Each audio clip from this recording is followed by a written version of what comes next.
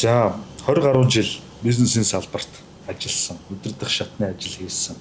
Дээр нь маш олон шинэ бизнесүүдийг босгосон, өөрөө гардан хийсэн. Тэр дотроо тухайн үед зөвхөн яриад төдий байсан зүйлсийг яг бодит бизнесийн талбарт туршилсан хүнээс өнөөгийн эдийн засаг тааруу байгаа гэж хэлэгдэж байгаа. Маш олон жижиг дунд бизнесүүд хаалгаа барьж байгаа энэ үед бизнесийг илүү үр ашигтайгаар өдөртөн авч явах тухай тантай ярилцахгүй бол болохгүй гэж санагдав. Энэ подкастыг хийхээр болсон. Тэгэхээр хоёулаа хоёр хүмүүст зориулж энэ подкастаа яриагаа чиглүүлвэл зүгээр юм уу гэж бодлоо. Эхнийх нь бизнес эрхлээд явж байгаа. Тэгээ зөвхөн миний өөрийн бас өөрийн бизнест ажиллаж исэн туршлагаас анзаархад манай зах зээл бол бас их урсгалаараа явдаг буюу хичээл чармаалтан багтай байхад бизнесэнд яваад байдаг ийм зүйл ажиглагддаг. Гэтэл тэрийг сайжруулах зөндөө боломж байхад тэрийг мэдлэггүйгээсээ юу залхуураад ч юм уу болдгоо. Тэгэхээр ингээд аль эрт бизнестэй болсон хүмүүсүүд одоогийн бизнесээ сайжруулах илүү үр өгөөчтэй болох тал дээр. Хоёрдугаарт цоошин бизнес эрхлэх гэж байгаа хүний хувьд хөл энэ подкастын яриаг чиглүүлэе гэж бодсон. Тэгэхээр эхний ээлжинд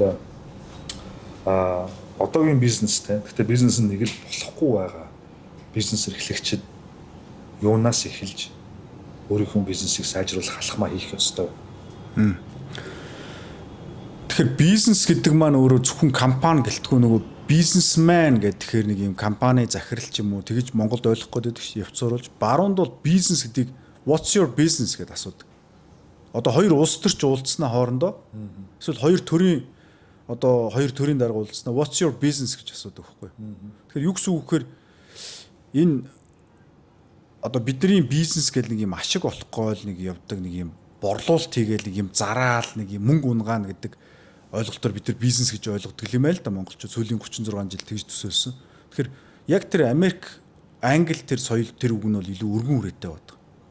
Тэгэхээр бизнес гэж юу юм гэхээр бүтээгдэхүүний тухай яриад байгаа юм. Тэгэхээр улс төрчнөөс what's your business гэж асуухаар манер боловсролын реформ гэд хэлж штэ. This is my business гэж хэлж байгаа. Өөрөөр бизнес гэдэг нэг тийм орлого, борлуулалт, ийм ашиг гэдгээс илүүтэй тэр хүний зорж байгаа үйл хэрэг гэж бас томьёолол зохино. Тэгэхээр манайхан ингээд бизнес компани бол ашигын төлөө институт мөн ингээд бизнес гэхэр нэг юм нэг шахаа хийх ч юм уу 8 хийгээл нэг юм мөнгө унгаагаал одоо хятадаас 100-аар авсан юм а энд 400-аар зарна ч гэдэг юм уу гээл цус гарган ч гэдэг юм уу юм айгуу тийм явцууруулж ойлгочоод одоо тэрэндээ эргээд айгуух туйлтаад яа тэгэхээр шинэ үеийн залуучууд гарч ирж байна. Бид нар дэлхийн зах зээлтэй холбогдоод удажлаа. Дахиад дээрэс нь манай харилцагч нар монголчууд маань маш их мэдрэмжтэй, шаардлага өндөр дэлхийн түвшний хэрэглэгч болж байна. Дэлхийн түвшний бид нар iPhone гэдээ утас хэрэглэж байна, Samsung гэдээ утас хэрэглэж байна. Дэлхийн түвшний одоо чихэр жимс, хоол ундыг хэрэглэжлээ. Гадаадад одоо онгоцоор нь яваад гадаадын зочдууд юм бүгдийг үзчихлээ. Тэгэхээр чи нөө Монгол хэрэглэгч маань сүүлийн 30 жил аюух grow хийгээд аюух өссөн. Тэгэхээр Монгол бизнесмэнүүд, Монгол компаниуд өнөөдөр өөрсдөө бизнесийг олох хэрэгтэй байна.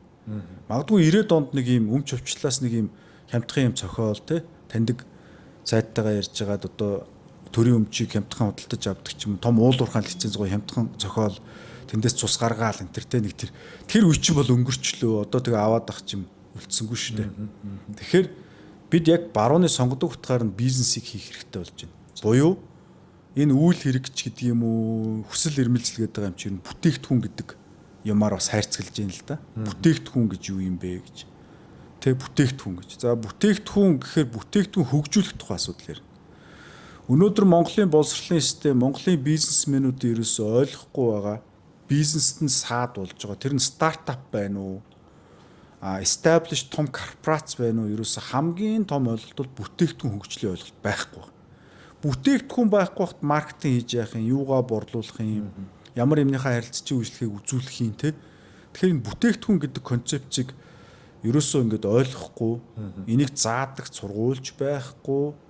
Угаасаа Монгол хүний нөгөө суусан газараас шороо одоо атгаад босно гэдэг концепцтэй бүтээгдэхүүн гэдэг энэ концепц нь угаасаа зөрчилддөг. Бүтээгдэхүүн гэдэг бол хүнд ингээд юм өгөх, хүнд ийм гоё үн цэнийг бий болгох, хүнд ийм урт хугацааны мартагдашгүй ийм гоё дурсамжийг бий болгох те. Энэ хүний хүсэл тэмүүллийг ингэж хангаж өгөх, хүнтэй цуг ингэж цуг байх тухай асуудлыг бүтээгдэхүүн гэдэг болохоос биш нэг юм дамын 8 шиг очиж хүн хохироодог хулхны юм шахдаг. Тэндээсээ хэдэн цаас унгааснаа өөртөө 5-70 авч ундаг ч юм уу 600 ундаг юм энэ концепц одоо энийг болохгүй бол энэ бол цаашдаа ингээл ер нь бол одоо шинэ үеийн залуу бизнесмен бүтээгдэхүүн гаргаад эхэлнэ. Тэгэл хуучцууд бол тэгэл нураал унаа шүү дээ. Ганхашгүй байсан мэт Америкийн том корпорацууд өнөөдөр хаана вэ? General Electric гэдээс хаана вэ? Ford гэл, General Motors гэл бүгд цохиулаад дуусч байгаа үстэй. Европын Nokia гэл цохиулаад дууссан. Одоо Benz BMW 2 цохиулах гэж шүү дээ. Хятадын үйлдвэрлэгч нарт бол цохиулна. Тэгээ хэрэглэгчийг үйл ялэг доош нь хийлээ. Тэгэл суурил. Тэгэхээр бүтээгдэхүүн гэдэг бол ерөөсөө энэ өгөх тухай асуудал. Тэгэхээр бүтээгдэхүүн хөгжлийн модель гэж юмыг бид нар бас Монголд анх удаа 2016 онд оруулж ирж исэн. Тэгээ тэрний хүрээнд бид нэр одоо энэ банкны салбарт бол одоо 36 жилийн рекорд эвдэлсэн. Ziscart байна борлуулалтаараа. За social pay байж гэн тэ. За үндэсний хуримтлал гэдэг ийм бүтээгдэхүүнүүдийг тухайд яг дэлхийн сонгодог бүтээгдэхүүн хөгжлийн модельээр бол хийгээд монголчууд гаргаж ирсэн. Гадны зөвлөх авахгүйгээр одоо манай мандал дээр мандал хуримтлал гэдэг бүтээгдэхүүн байж гэн ч гэдэг юм уу. Ингээд одоо зүгээр би жишээ аваад ярил болох уу? Боллоо. За жишээлбэл одоо манай монголчууд жоохон мөнгө уул урхаагаас ч юм уу яадаг ч мөнгө хийчихэр баха ресторан байгуулдаг. Баахан ресторан. Хэдэн тэрбум төгрөний засал дотор засалтай тансаг ерөөсөө торог дурдан болсон алт малтан гэрэл мэрэлтэй юм. За тэгэл галтгоонд нь бол бодвол хэдэн зуун 500 сая тэрбум төгрөний нөгөө галтгоо хийж тоног төхөөрөмж. За тэгээ бодвол нэг хоол гайгүй гэдэг залуу авчирал тавьчихна. Тэгээд дүүргэлт нь өдрийн хоолны цагаар 20% 10%.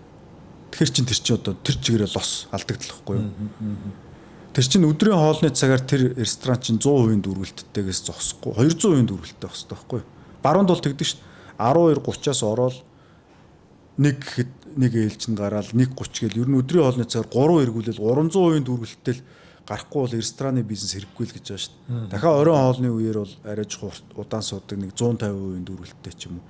Тэгэхэд өдрийн хоолны цагаар 10-20% байгаа ресторан тэгэл дампуур. Асуудал юу нөхөр дотор засалчин бүтээгдэхүүн биш үгүй юу? Галтгоон тавьсан үнэтэй шарах шүүгээ чинь бүтээгдэхүүн биш. Айгүй гой төмсөө алдагдaltaгүй арилгаал амар сайн төмс шардаг тогооч аваад тэр нь тасарцсан дээд зэргийн төмс шарагч төмсөө шараал нөгөө гой торгон одоо бүтээлэгтэй ширээн дээр нь харилцаж ороод ирсэн. Нэг зөөгч нэг муухай хараал тавгийн шидэл өгөхөд бүтээгдэхүүн дуусчих واخгүй. За тэгээд үнэрийн менежмент те. Манай ресторанд үнэрийн менежмент ерөөсөө байхгүй. Ингээл 0 үнэртсэн ресторанууд зөндөл байж. Эсвэл нэг тамхи үнэртсэн ресторан байж гэдэг ч юм уу. Ингээд бүтээгдэхүүн гэдэг бол энэ үнэр тэр зөөгчийн харц тий. Энийг ойлгохгүй зүгээр нэг тэрбумаар дотор заслыгээд ресторан гэдэг бүтээгдэхүүн гаргана гэж байгаа бол утгаа алдаж байгаа. Тэгээ бүтээгдэхүүнүүд чинь өөрөө юм том концепц юм а. Энэ бол компани зөвхөн компани биш шүү гэж байна. Одоо өнөөдөр Монгол улс аялал жуулчлалыг хөгжүүлнэ гэдэг хичнээн чижилээр Монгол улс чинь бүтээгдэхүүн шүү дээ. Онгоцны буудлын дээр буугаал за тэр хилийн одоо байцагчийн харилцаа хандлага цаашлаад ачаагаа аваад гараал ирэхэд такси явах уу гэл ингээд чигцэлтэй таксийн чаанч байгаа нь мэддэггүй автобус саяхан автобустай болов гэж тий юу гэсэн үг юм ч дөө тэр 60-70 км-ийн цаана онгоцны буудал барьчаад тэгээд яаж одоо гадаадын жуулч наашаа ирнэ гэж алхна гэж бодоод байгаа юм хүн замдаа дээрэмдүүлчихвэл яах юм те одоо мэдхгүй тэгээд тээврээ чийдэггүй тэгээд $800 сая онгоцны буудал барьчаад нэг талтаа $800 сая маш их мөнгө шүү дээ. Тэгин гутаа энд Монгол улсыг аялал жуулчлалын жил одоо юу төв болгоно гэснээр $8,000 зарцуулаад таксиныхаа үйлчлэгийг шийдэж чадахгүй байгаа бол одоо тэгээд бүтээгдэхүүний талаар бол ямар ч ойлголтгүй байна л монголчууд эдийг хэлж. Тэгэхээр хүмүүс ирээл ингээл харц марц ингээл бүх юм байна штэ. Одоо гадаад эмгтэй жуулчдыг чинь монголчууд чинь нүүдэлчд учраас нөхцөл байдлын аналист гэхгүй юмыг их гэрхаа ингэж харахтаа их төвлөрч харна. Тэнд хувийн орон зайч гэдэг юм уу одоо эрэгтэй монгол эрэгтэй хүн гадаад жуулчин эмгтэй хүнийг ингээд хамаагүй хараад сонирхоод хараад байна л т. Энэ юу юм бол гэд.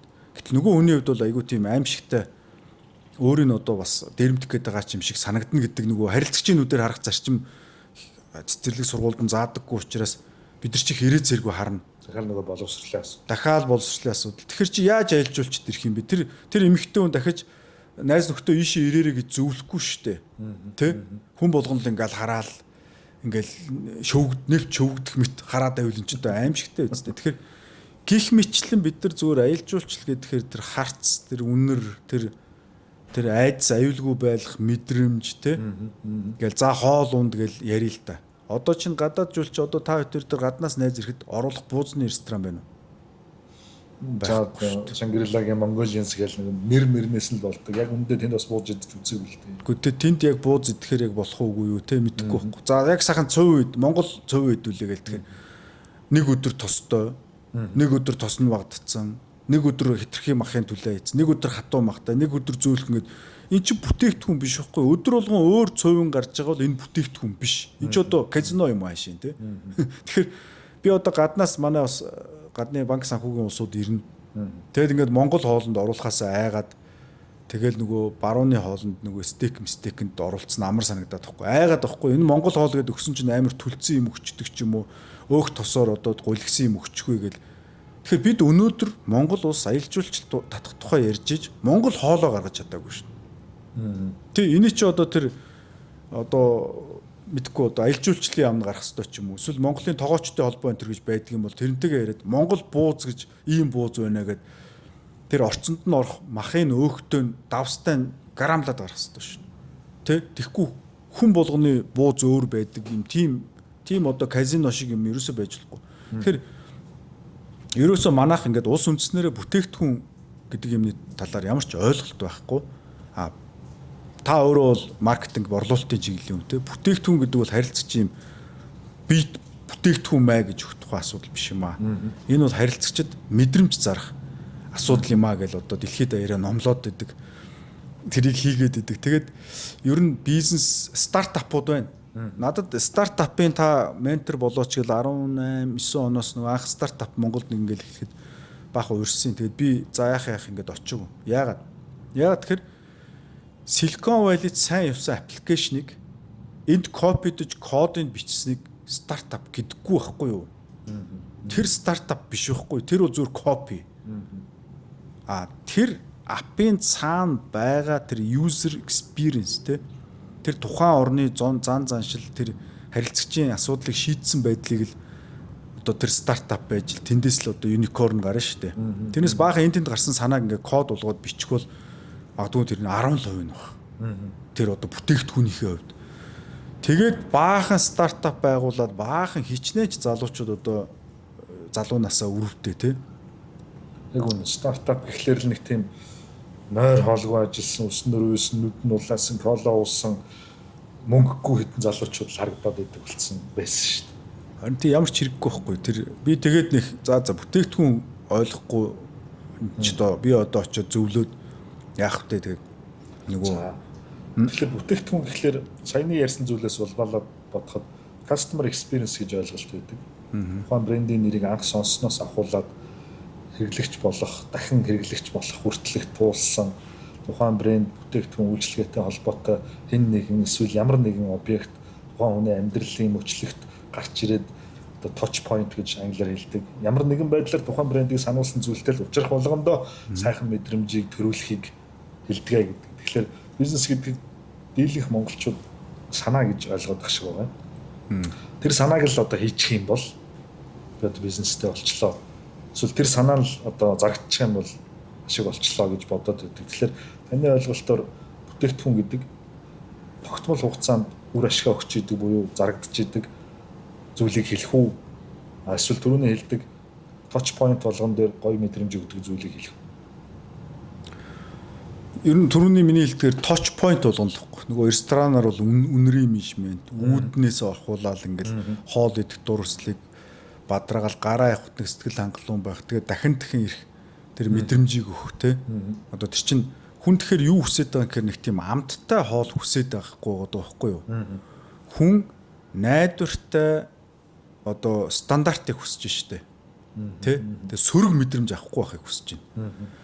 Би яг өнөөдөр өдрийн хоол идлээ л дээ нэг гадны хүнтэй хоёлоо уулзах байсан. Би сая баг 30 минут хоцорж ирлээ те. Хоёлоо 2:30-д уулзах байсан. Би 3 цагт ирж байна. Яасан гэсэн нэг цагаас хүнтэй уулзсан. Хоол згсэн өдрийн хоол. Тэгээд тэр чи одоо 2:30-д гарлаа ш тоолно. Тэгэхээр энэ юг харуулж ийн гэхээр дэлхийд бол өдрийн хоол 10 минут 10-аас 15 минут гарах хэрэгтэй. За оройн хоол бол 30 минут байж болно. Яг тэгэхээр тэр чин тэр нэгдүгээр тэр хүний цагийг хөндлөж байна. Орлоо, захиалга өглөө 10 минут юмнуудаа ярьлаа, хоол идлээ, дахиад нэг 20-30 минут идлээ ингэж гарах хэрэгтэй. Эргээд ресторанынхаа эргэцийг нэмэгдүүлмээр байна шүү дээ. Тэр ийм юм ойлгохгүй тэр бол одоо бас их тийм тансаг маягийн засалтай ресторан байж байгаа юм л да. Тэгэхээр эн чинь өөрөө надад дахиж тэр ресторан руу орохгүй болгочихж байгаа байхгүй юу? Одоо лай үсттэй те нэг хоол идэх гээд 2 цаг хүлээж суудаг гэдэг чинь одоо хайрын цагийн гарц те. Нэгэн тоол ярьсных Фонтаны тэнд Сакура гэдэг нэг Японы эзэнтэй одоо ресторан гэж хэлж болохгүй юм да, зоогийн газар их үү юу те. За тийшээ орох хүмүүс их тустай. Түргэн хоолны газар гэх юм уу? Тий. Ер нь бол хоол гарч байгаа хурдаараа бол түргэн хоолнд орно шүү. Заримдаа KFC-гээс ч хурдан гарах нь бий. Тийш ороод идэг шалтгаан тэр нөгөө амт нь ерөөсөө өөрчлөгддөг. Нэгдүгээр. Хоёрдугаар надад юу таалагддаг гэхээр тэрний үүсгэн байгуулсан эзэн тэндээ дандаа байждаг. Хаасан дээрээ сууж идэг, орж ирсэн хүн болгонтой мэдлэн тэнд дандаа хүлээдэг. Монголчууд хүлээх дургу тэгтэл гадна зогсоод хүлээсээр байгаа л хоолоо идэл явдаг. Тэгээд нөгөө хүн л юм болсон хандэр чи хүүхдээ аваад амралт энтерт явна. Тэр хаалттай байх үед нь хүмүүс их санагалцсан эзэн онгоох юм байна энэ.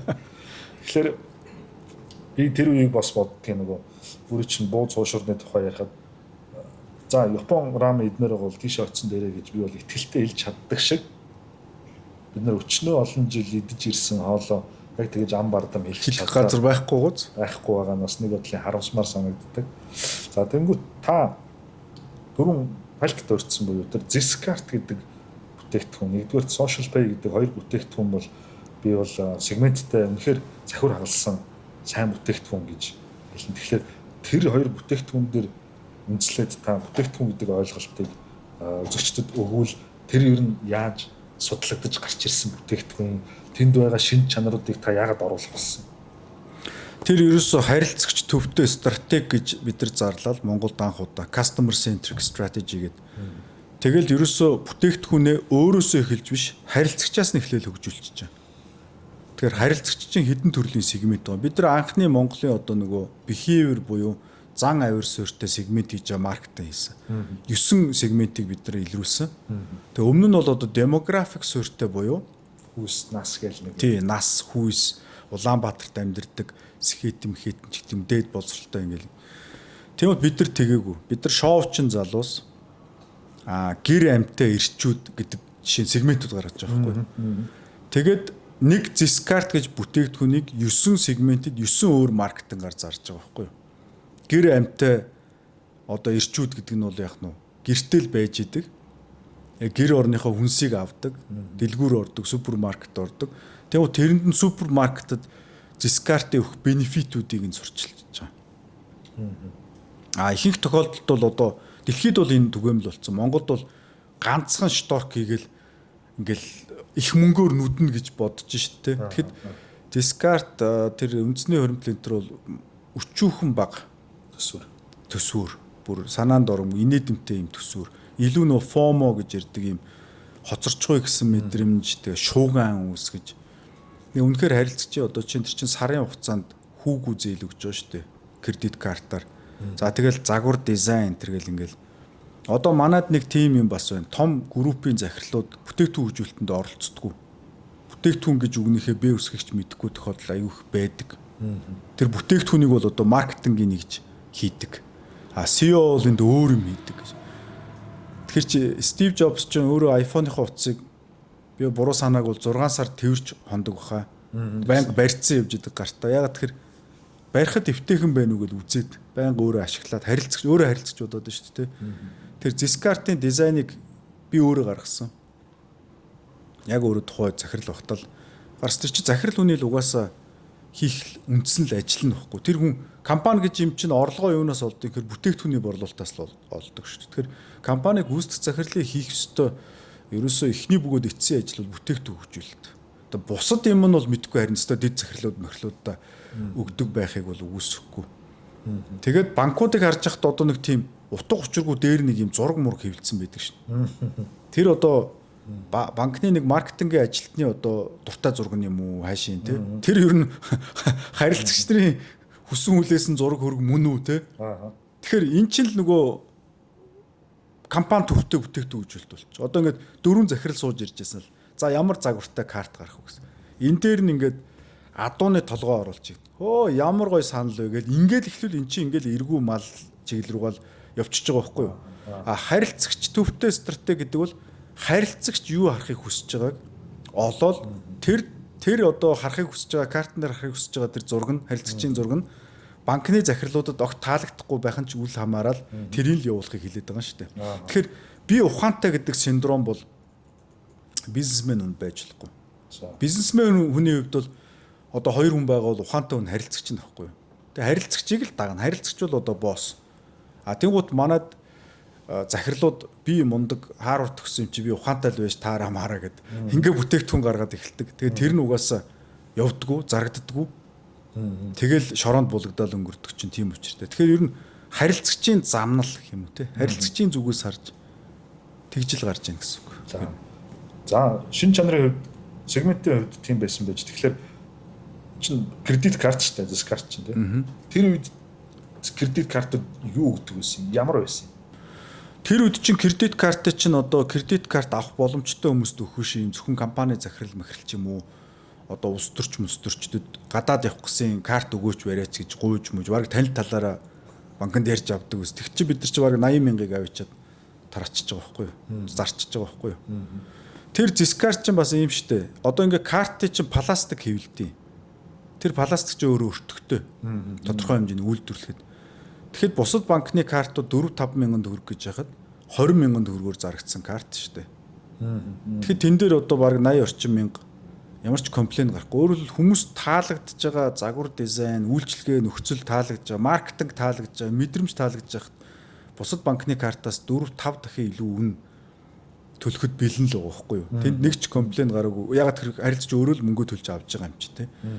Ийм байж байгаа. Тэгэхээр ер нь одоо хүнд хэрэгтэй юм ингээд өгчих юм бол хүн бол тэнд мөнгө төлөхөд бэлэн л байдаг байхгүй юу?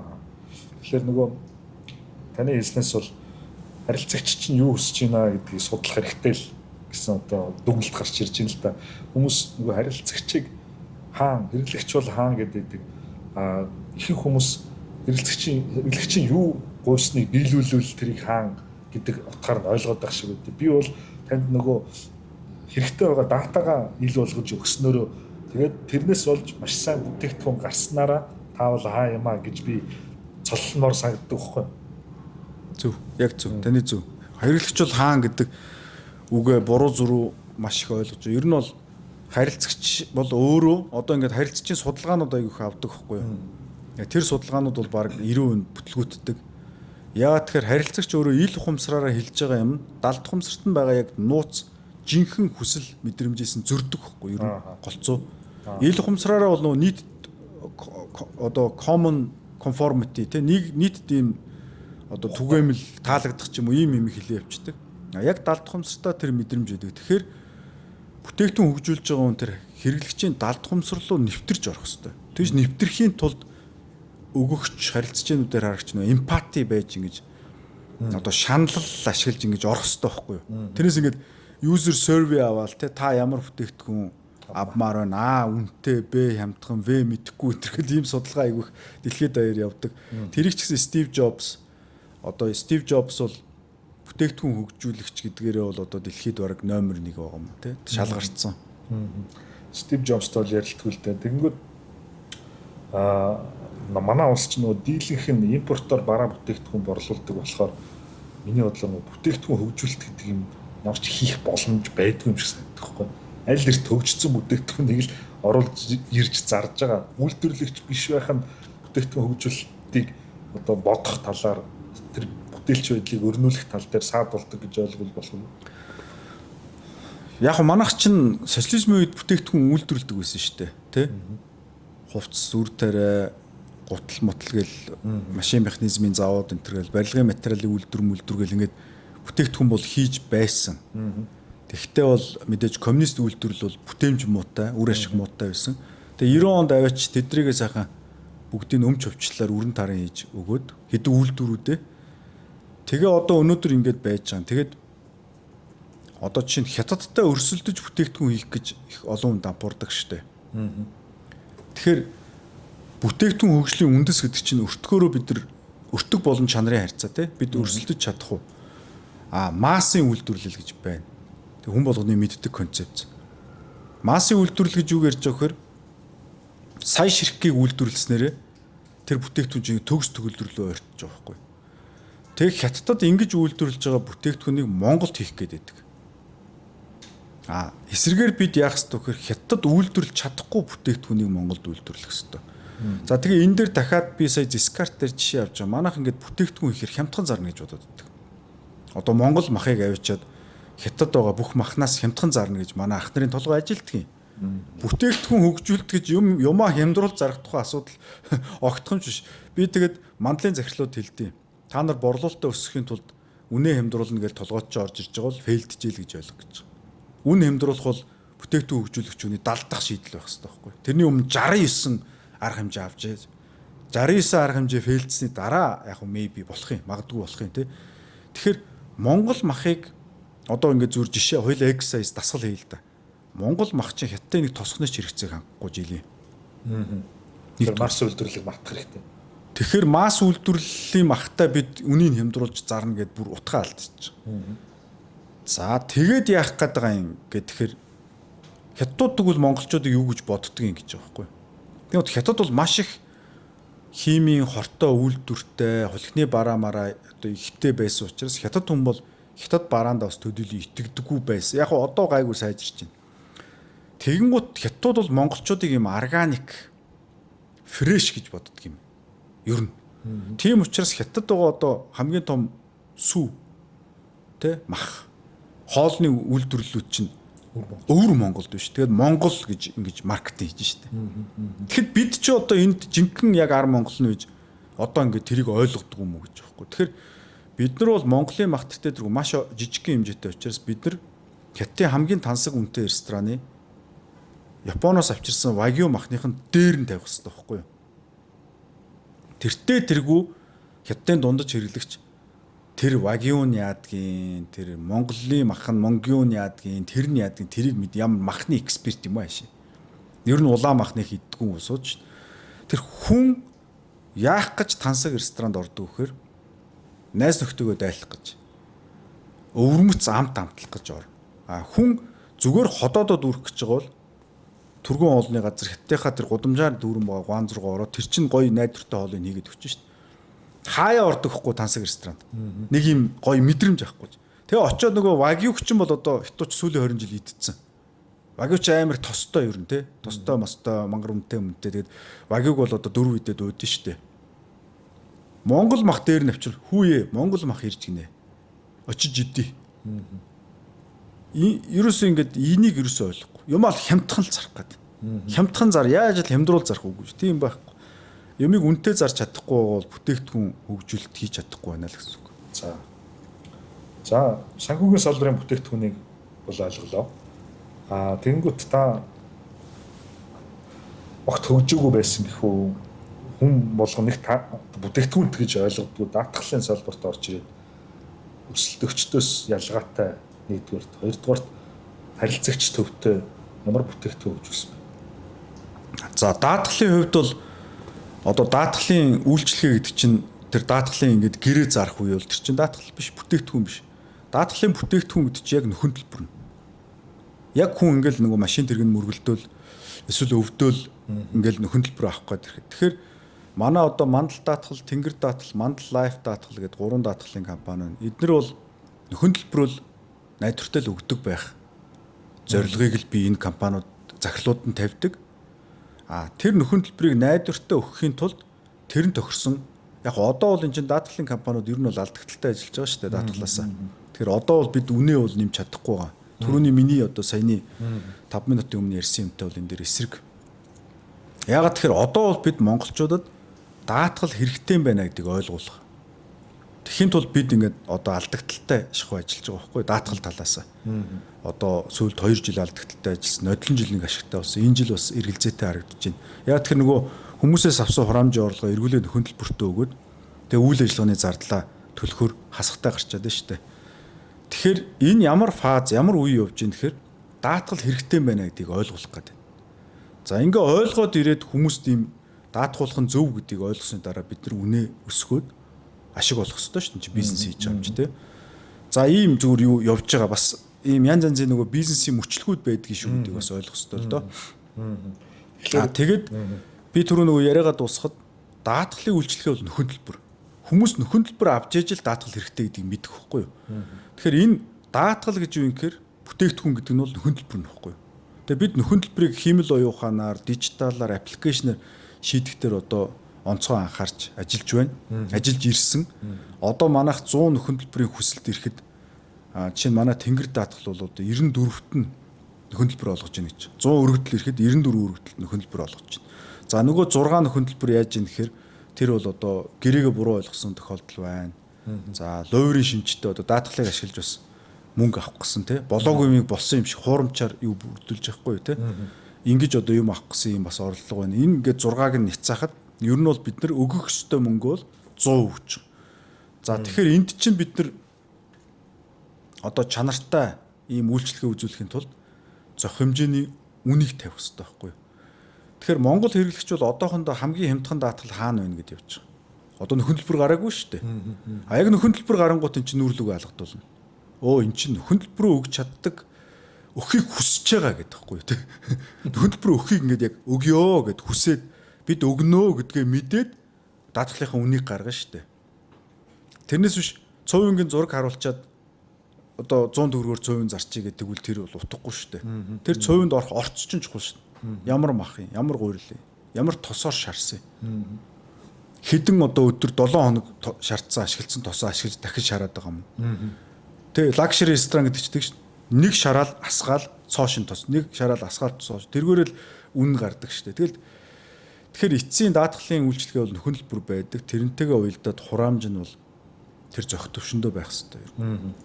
Тэгэхээр бизнес эрхэлдэг хүмүүст бас одоо дүгнэж хэлэхэд саяны Зискартны жишээ бол тухайн сегментэд байсан бүтээгдэхүүнээс ялгарл үүсгээд дээр нь зах зээлийн сегментийн хэрэгцээ шаардлагыг ойлгоод гаргаж байгаа бүтээгдэхүүнүүд тухай байна. Тэнгүүд даатгалын бүтээгдэхүүн дээр ашиг олохгүй байсан ч алсан хараад бизнес хийж сургаж гин гэсэн. Тэгэхээр бүтээгдэхүүний онцлогоос тухайн хүний алсын хараанаас нөгөө таны бизнес чинь юу юм бэ гэдэг асуултаар буюу том зургаар харахад өнөөдөр үр ашиггүй байж болох ч ирээдүйн үр ашиг харж бас бизнес хийж болдог байх нь. Болно. Ер нь бүтээгдэхүүн өөрөө таны энэний баг өмнөх асуултанд дарсан. Бүтээгдэхүүн өөрөө ер нь immortal байх хэвээр. Одоо iPhone утас шиг байх хэвээр байхгүй юу? Ингээл эсвэл одоо за бүр хамгийн immortal Coca-Cola шүү дээ. Coca-Cola-гийн нэг улаан кола байгаа шүү дээ. Тэрий чинь 1980-ад онд энэ сахар хортой юм байна гэд. Кологийнхан сахарын морцыг багасгаад тэрнээсээ болж дампууранга алдсан баг. Тэгээ Pepsi-д бас жоохон маркет ширээ алдсан. Эргүүлээд авчирч ирсэн. Тэгэхээр Coca-Cola-гийн тэр нэг улаан кола нь бол immortal буюу мөнхийн бүтээгдэхүүн байгаа байхгүй юу. Тэгэхээр тийм мөнхийн бүтээгдэхүүнүүдийг гаргаж ирэх хэрэгтэй. Жишээ нь Швейцар цаг гээл. Тэгээ Швейцарын одоо цаг гэж юу байх вэ те? Тэгэл 1800-аад онд чинь хөлсний цэргүүд байсан. Ерөнхийдөө ууланд байдаг. Жохон соёл иргэншлээс зайтай. Нөгөө Франц, Итали, Англиас жоохон зайтай. Тэгэл нөхдүүд бодсон ч за бид нар ер нь юм хийхгүй болохгүй. Тэгээд Швейцарт за цаг гаргая. За банк гаргая гэсэн гэж. За банка яах юм гэхээр энэ бол найдвартай банк бай. Тэгээд найдвартай банк байхын тулд Швейцарын айрам хүчтэй бай. Тэхийн тулд бид нэг ч дайнд орохгүй нейтрал бай гэж байгаа байхгүй. Аль ч улсын талд орохгүй. Тэгээ банк гэдгээ бүтээгдэхүүн болоо Швейцарч юу хэдхэн сая үнэтэй те. Тийм өчүүхэн жижиг улс шүү дээ. Тэгэхэд Швейцарын банкуучууд дэлхийн хамгийн том банкуудтай зэрэгцээ байж байгаа. За цаг чинь одоо Лондон, Парист үсэж байгаа юм шүү дээ. Юу тэр ууланд очсон Швейцарын тосгонд хийдэг юм те. Тэгэхээр бид Швейцар цаг гэл одоо тэгээ өнөөдөр тэ Patek Philippe, Rolex юу гэдэг юм бүгд Швейцар цаг л Англи цаг гэж тийм байдаг. Франц цаг гэж байхгүй те.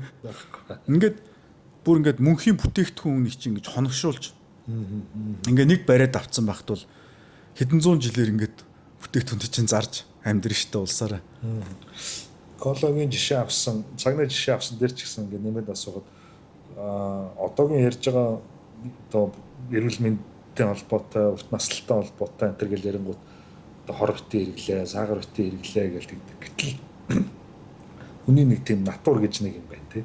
Одоо жишээл коло бол зарим хүмүүс тэгдэг шүү дээ. Эдгээр дээр сахартай эрүүл мэндэд хортой гэдгийг мэдж байгаа ч гэсэн өөрийгөө нэг шагнаж гэдэг нэг уучдаг хүмүүс байна. Аяа уух бүр шагнал болцсон нь тэгээд тий. Тэгэхээр хүнд нэг тийм бас логикоор ажилддаг тийм бас одоо худалдаа авалтын үйлдэлүүд байна тий. Тэг ер нь тэр далд хумсарт л байгаа юм л да. Далд хумсарт ингээд жишээ нь 20 дангууд ингээд тэр нь айгу кулч юм шиг тий. Тэг юм ингээ 20-од тэгэхээр айгу зөв ингэж хүмүүст ойлгуулахгүй бол буруу юм хэрэгцээ үүсчдэг. Жишээ нь тамхинд орцсон тамхинаас гарч чаддгүй шүү дээ. Тамхи хортойг мэдээд байгаа мөртлөө. Тэр далд хумсрлуу ингээд хийгээд өгчөө. Тэг ер нь бол Америкууд тэр хортой маркетинг дээр их сайн. Одоо зүгээр яг жоохон хүнлэг болоод гайгүй болж байна. Ер нь тэгээд 50, 60, 70, 80 онд бол дан ийм далд хумсарт манипуляц хийх чиглэлийн маркетингууд бүр асар хийцэн. Тэрийгээ бүр судалгаа болгоод тавьчихсан. Бүр ер нь их янзын шүү дээ. Тэ одоо чинь Америкт ингээд юунд орох айгу зовлонтой тэ ресторанд орохоор хурж ирээ хоолоо ингээд захиал яг идээд тэрэдж хахад хоолны амт ямар байна гэж асууж байна. Ямар ч юм муухай байна гэж хэлэхгүй шүү дээ. Гоё байна л гэж. Энд чи яаж ихэр далд хумсарт манипуляц хийж байгаа байхгүй юу? Тэгээ би бол энэ бол миний хувьд бол арай жоохон буруу их гэж бодоо. Айгу annoying тий. Өөрөлдвөл хүн ингээд амаараа энэ хоол гоё байна гэдээ амаараа ингээд хүсэхгүй байгаа ч гэсэн дургүй байгаа ч гэсэн хилчингууд тэгэд ер нь гоё болоо явчихдаг гинэ. Тэг ингээд энэ айгуу тийм controversial маргаантай сэдв байхгүй. Америкийн ингээд борлуулалтуудыг харахад тэр юг бүр ингээд шингээгээд өгсөн байдаг. Зөөгч нүртэл тэр манипуляцид нь оролцсон явчихдаг. За. Тэгэнгүүт таны асуултаас уйлдангууд харилцагчийн судалгаа гэдэг юм зайлшгүй гарч ирэх гээд байна л да. Тэгэхээр ер нь судалгаа хийдэг бизнес манад их ховор юм шиг байгаа. Шууд нөгөө энэ нэг гоё хараал ингүүл өстой гоё юм байна. Эсвэл тэр бууз хийгээд амжилт олчлаа. Би ч гэсэн бууз хийгээл зах зээлээ хуваагаад эхэлдэг гэдэг шиг стратегийн номыг хоёлаа ярилцж байхад бас нөгөө нөхцөл байдлын дүн шинжилгээгээд хэлсэн. Тэр нөгөө судалгаа гэж юм маань нөхцөл байдлын дүн шинжилгээ мөн үү? Нэг хэсэг нь одоо жишээ нь data analysis гэж байна. Тэр тоон судалгаа. За тэгээд quality чанарын судалгаа гэж байна тий. Тэгээд яг хөө энэ хоёр судалгааг бол хүн болгон ярьдаг ч гэсэн эний чинь цааталд эн чинь бол өнгөц ажиглалтууд байхгүй. Одоо гэрэлтод тэдэн настай, тэдэн килограмм жинтэй, тим сургууль төгссөн, тим хоббитэй гэдэг бол нөхцөл байдлын анализын мэдгүй 5%, 10% сэтгэхгүй байхгүй. Тэгэхээр 10%-ыг яаж бид 100% гэж үзэх юм бэ? Тэгээ эндээс стратеги гарахгүй. А яг цаад үндсэн юм чинь нөгөө далд хумсарт явж байгаа. Тэгэхээр ер нь одоо хилцээр хийх урлаг байла, харилцагч бол юу ч үл бүхэл ингээл хүнтэй л холбогдож байгаа бүх юм байвал тэр далд хумсарт нь ямар хэрэгцээ, ямар одоо хүсэл эрмэлзэл, ямар айдас, ямар уур хилэн байна гэдгийг л орж үзэх хэрэгтэй байхгүй. Тэр бол дата анализаар гарахгүй байхгүй. Яг хариултаар ч гарахгүй шүү дээ. Гарахгүй. Санал асуулгаар бүрч гарахгүй. Яг зөв сүүлд дата анализ, дата майнингээр яг нэг behavior буюу зан авирын анализууд гэрэлт орой болгон юу хийж явдгийг, хаагуур явдгийг энэ гэдгийг харж болж байгаа. Тэгэхээр бизнесийн байгууллага ер нь судалгааг яаж хийх ёстой юм бэ? Та одоо ялангуяа санхүүгийн салбарт тэгээд жишээ нь даатгалын салбарт ажиллаж ирсэн тагаа иргэд санахад тэнд нөгөө судалгаа хийхэд ер нь ямар арга техникүүд ашиглаж байв? Ер нь бол яг хуу дата майнинг, дата анализыг бол би ингээд иж бүрэн хийлэгдэв. Тэндээс бол зөндөө хараагүй өнцгүүд бол гарч ирнэ. Гэхдээ тэр нөгөө юмны тал, зоосны нэг л тал нь болдог. Нөгөө тал нь харилцагчийг чинхүү мэдрэх хэрэгтэй. Харилцагчийг ингээд бүр мэдэрнэ, далд хумсрыг мэдрэх гээд байгаа учраас ингээд харилцагчийн нүдээр ертөнцийг харах гээд байгаа учраас ер нь бол одоо юу гэмдэ хайрлах хэрэгтэй байхгүй. Одоо энэ хоолны бизнес хийж байгаа юм бол харилцагчийнхаа ходоод гэдгийг л хайрлах хэрэгтэй байхгүй. За эндээс идэл одоо ингээд тосмосоор гулгаал явж болохгүй шүү дээ тий. Даралт маралт нь хөдөлж болохгүй шүү дээ. Тэгэхээр ингээд идээд яг ингээд үнэхээр гоё яах вэ гэж шүн шаналал нэг Японочууд нэг тэгдэг шүү дээ, тий. Ходоодны дуранг нээсэн хүн гэлдгсэн. Аав нь ходоодны хортовдоор нас урцсан юм байна. За. Тэгэл 3 4 сар шаналаад яавал одоо ингээд энийг би эрт мэдэж болох байсан бэ гэж шаналсаар байгаад ерөөсөө ингээд дуран хийгээд амаар нь орлоо ходоодын дуранд чигээ. Тэгээ ходоодны дуран гарсан гэл. Яг л энэ шиг ингэж яг ингээд нөгөө хүмүүсээ хайрлж те. Тэгжээж л энэ далд хумсрын төвшөнд нөхцөл байдлын анализыг бүрддэг. Жишээ нь одоо түрүүн хоёлаа ярьж шít. Бит хоёрын шанал бол одоо бит хоёр яриад өчлөө шít. Гадаадаас ирсэн найзаа дагуулаа Монгол хол хөдөлчмээр байна. Өөрөө одоо хүүхэд байхасаа цовын буудс чи бидний чинь тансаг хоол шít. Жилд одоо 3 удаа идэн те. Нэг цагаан сараар идэн, шинэ жилээр идэн. За нэг аав ээжийн төрсөн өдрөөр ч юм уу идэн те. Тэг эн чин бууз гэдэг чин тансаг тасарцсан бол тэрээс бид стейк идэж өсөөгүй. Бид спагетти идэж өсөөгүй учраас бид нар нөгөөтгөө идмээр байдаг. Одоо тэгээ хоёлаа за гэрэлтүүдээ гараад нэг сайхан нийс салаатай буудаж байхгүй. Хаана юу ямар ч байж магадгүй. Хүн амтан тэнд цовын гойг хэлдэг очоод яг тэр бага эрдэн шиг махтал байж идэг штэ. Тэгэхээр эн чин нөгөө нэг тэр нэг хүсэл байгаа даахгүй юу? Тэнгуутл ийм л Европ хоолны ресторан нэгээд идэг. Тэгээ би нэг та гайгүй яаж ивэл би юу яач нэг Netflix дээр нэг кино үзлээ. Midnight Diner гэдэг. Японы. Шөнө одоо 12 цагт нэгдээд өглөө 6 таадаг тийм жижигхэн нэг хаж 3 м квадрат уушин газар. Тэгээд материал нь нэвэл бүгдийг хийж өгнө, хоол хийж өгнө гэдэг тийм урайтай. Тэгэл нэг ахгүй нүүрэн дээрээ сорвтой одоо хаашаа якуза ч юм ингээл нэг хоол хийж өгөл. Тэгэхээр тийм ингээд шөнө ингээл биеийн үнэлэгч орж ирэх одоо тэгэл стриптиз за тэгэл нэг юм дээр үд попын том од байж байгаа бүтлгүүтцэн л хүн орж ирэх мафи якузач орж ирэх. Тэгээ эндээс Япон улс бол ингээд айгүй олон төрлийн хүмүүс байгаа. Гэхдээ энэ хүмүүс бол одоо хоолны соёлоор нэгддэг. Ер нь тэр ингээд нэг киногоор бараг 8-аад туулаа буудаж байна. Тэр японочууд бас тэр чинь тэр кино ч өөрөө бүтээгдэхүүн шүү дээ. Тэр Японы нийгмийг баруун сурчлагаас гадна Японд өв нэгдлийг хангах үүрэгтэй юу аахгүй. Айгүй хөнгөн. Тэр сериал. Тэгээд тэнд орж ирсэн хүн болгон манай ээж нэг юм намайг ингээд ханаад түрээд халуурахад нэг юм шүл хийж өгдөг ус. Та тэрийг хийгээд өгч. Тэгэл нөгөөх нь ингээл за харъя гээл ингээл хийн. Тэгэл нөгөөх нь өөлж мөйлээл те. Эсвэл одоо ингээл нэг юм бие үнэлэгч хүүхэн орж ирсэн л би тэр нутгийнх. Тэр нутгийнх нэг юм гахаамхыг ингэж шаарддаг. Та тэгж шарж өгч чадахгүй гэл. Тэгээд би эндээс энэ киног үзээд би маш их боловсрал олж авсан. Юу олж авсан гэхээр хоол гэдэг чинь амт биш юм байна. Хоол гэдэг бол дурсамж юм байна. Нөгөө Ratatouille гэдэг кино шүү. Тий, Ratatouille гэж кино шууган дэрчээс тухайд. Тэгэхээр ингээд бүтээгдэхүүн хөгжлийн тухай ингээд кинонууд явуулах бид нар ерөөсөй ойлгохгүй байгаа байхгүй. Тэр өнөөдөр та бүхэн дурсамж стейк биш байхгүй юу? Одоо та одоо багадаа ингээд амар стейк гэтэл те. Тэр үчи мах олдохгүй юу стейк гэдэг те. За, спагетти идэл одоо өөр өөр бүүргэр идэл те. Гүүштэй чикен шарж идэл юу дахиа махач байхгүй шүү дээ. Тэр үе дахиа гэж байхгүй. Тэгээ бид нар бол цов иддэг гэсэн, бууз иддэг гэсэн, нийс салаад иддэг гэсэн. Шарсан төмс нөгөө дээр нөгөө давс цацаад тэгээд талхтаа ингээд нөгөө 9-ийн тусанд яасан төмс. Тэгээд тэрийг ингээд хийгээл одоо зардаг юу. Тэгэхээр ерөөсөө ойлгохгүй шүү дээ. Баахан спагеттины ресторан нэгээд яг энэ шинэ үеийн та бүдний хүүхдүүдэд бол болох л баг л тоо тий.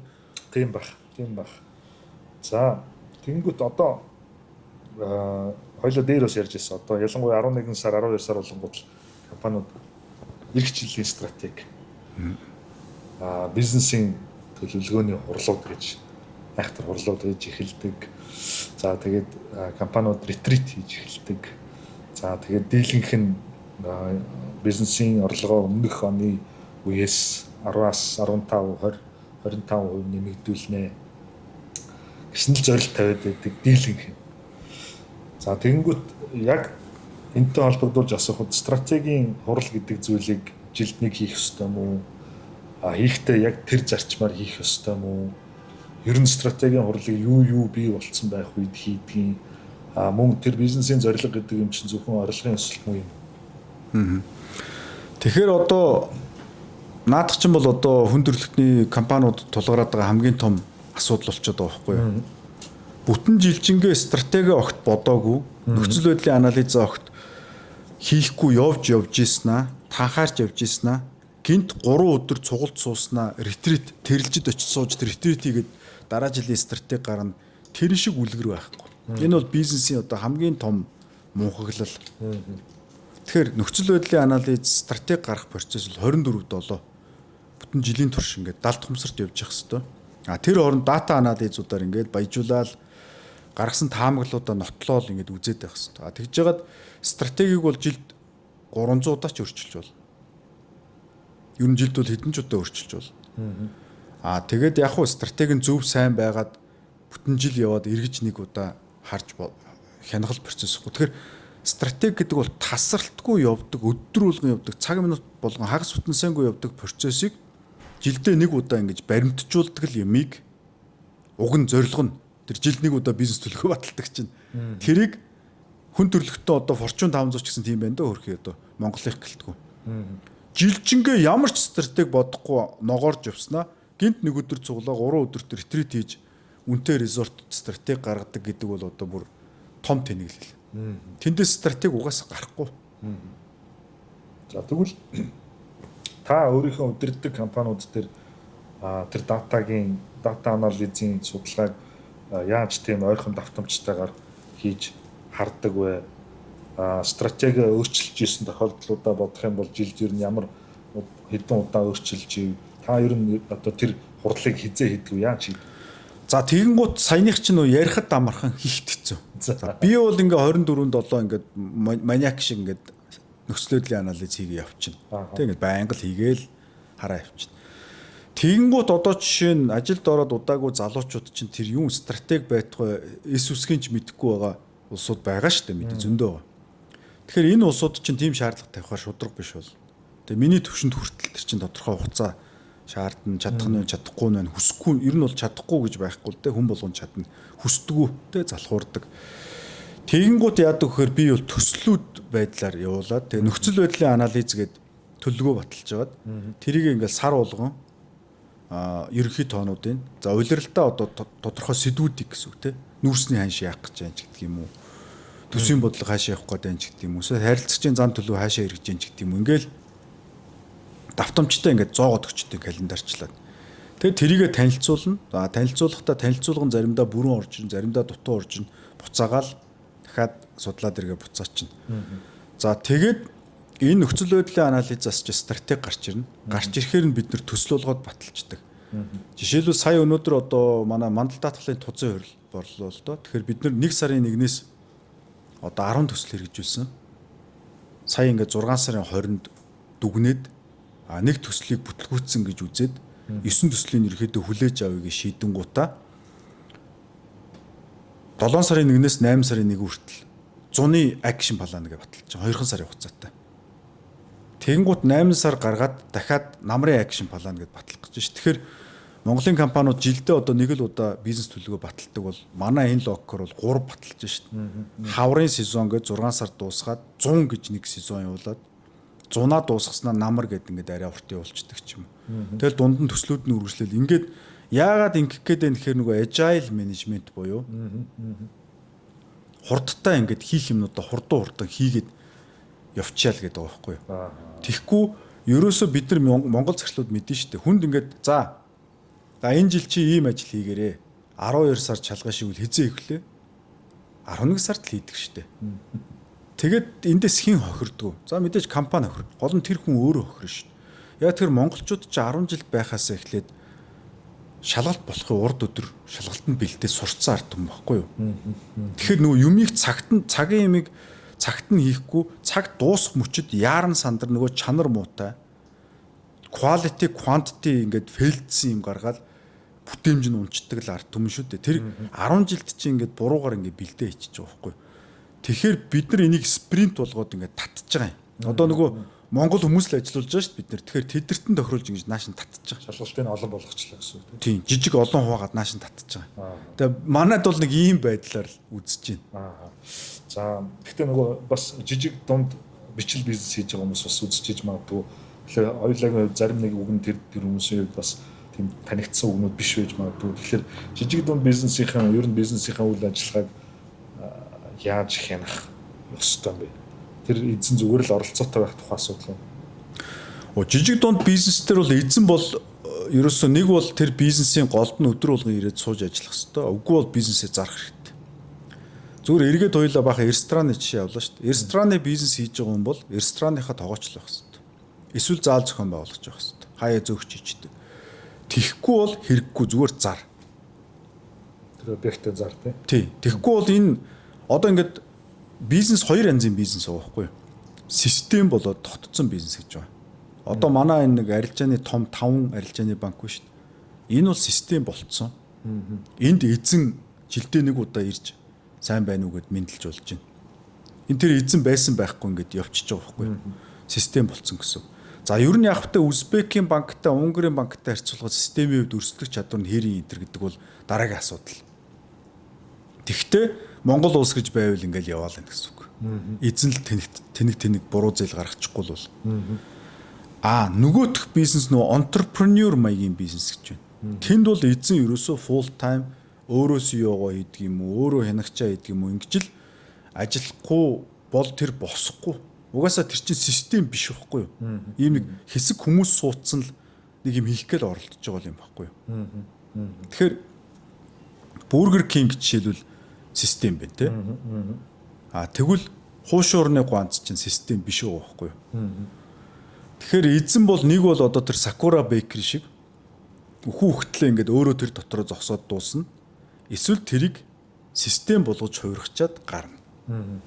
Ийм л хоёр сонголт байна. Систем болж байгаа франчайз гэж ойлгож болох уу? Франчайз байж болно. Эсвэл одоо тэр ер нь нэг жоохон ийм хянагчтай, процесстой тэр нь IT дээр суурилсан бичиг баримттай л юм байх хэрэгтэй л доо. Тэрнээс 4-5 ажилтнтай юм систем болж чадахгүй л дээ. За дараа нь төлөвлөгөө гэдэг асуудал байна. Тэрнээс өмнө асуухад нөгөө зорилго гэдэг юм зөвхөн мөнгөнд нүгэр л хэмжигддэг зүйл үү? Тэр өсөж явах хэвээр өсөж байгаа байдал нь амжилтын үндэс мөн.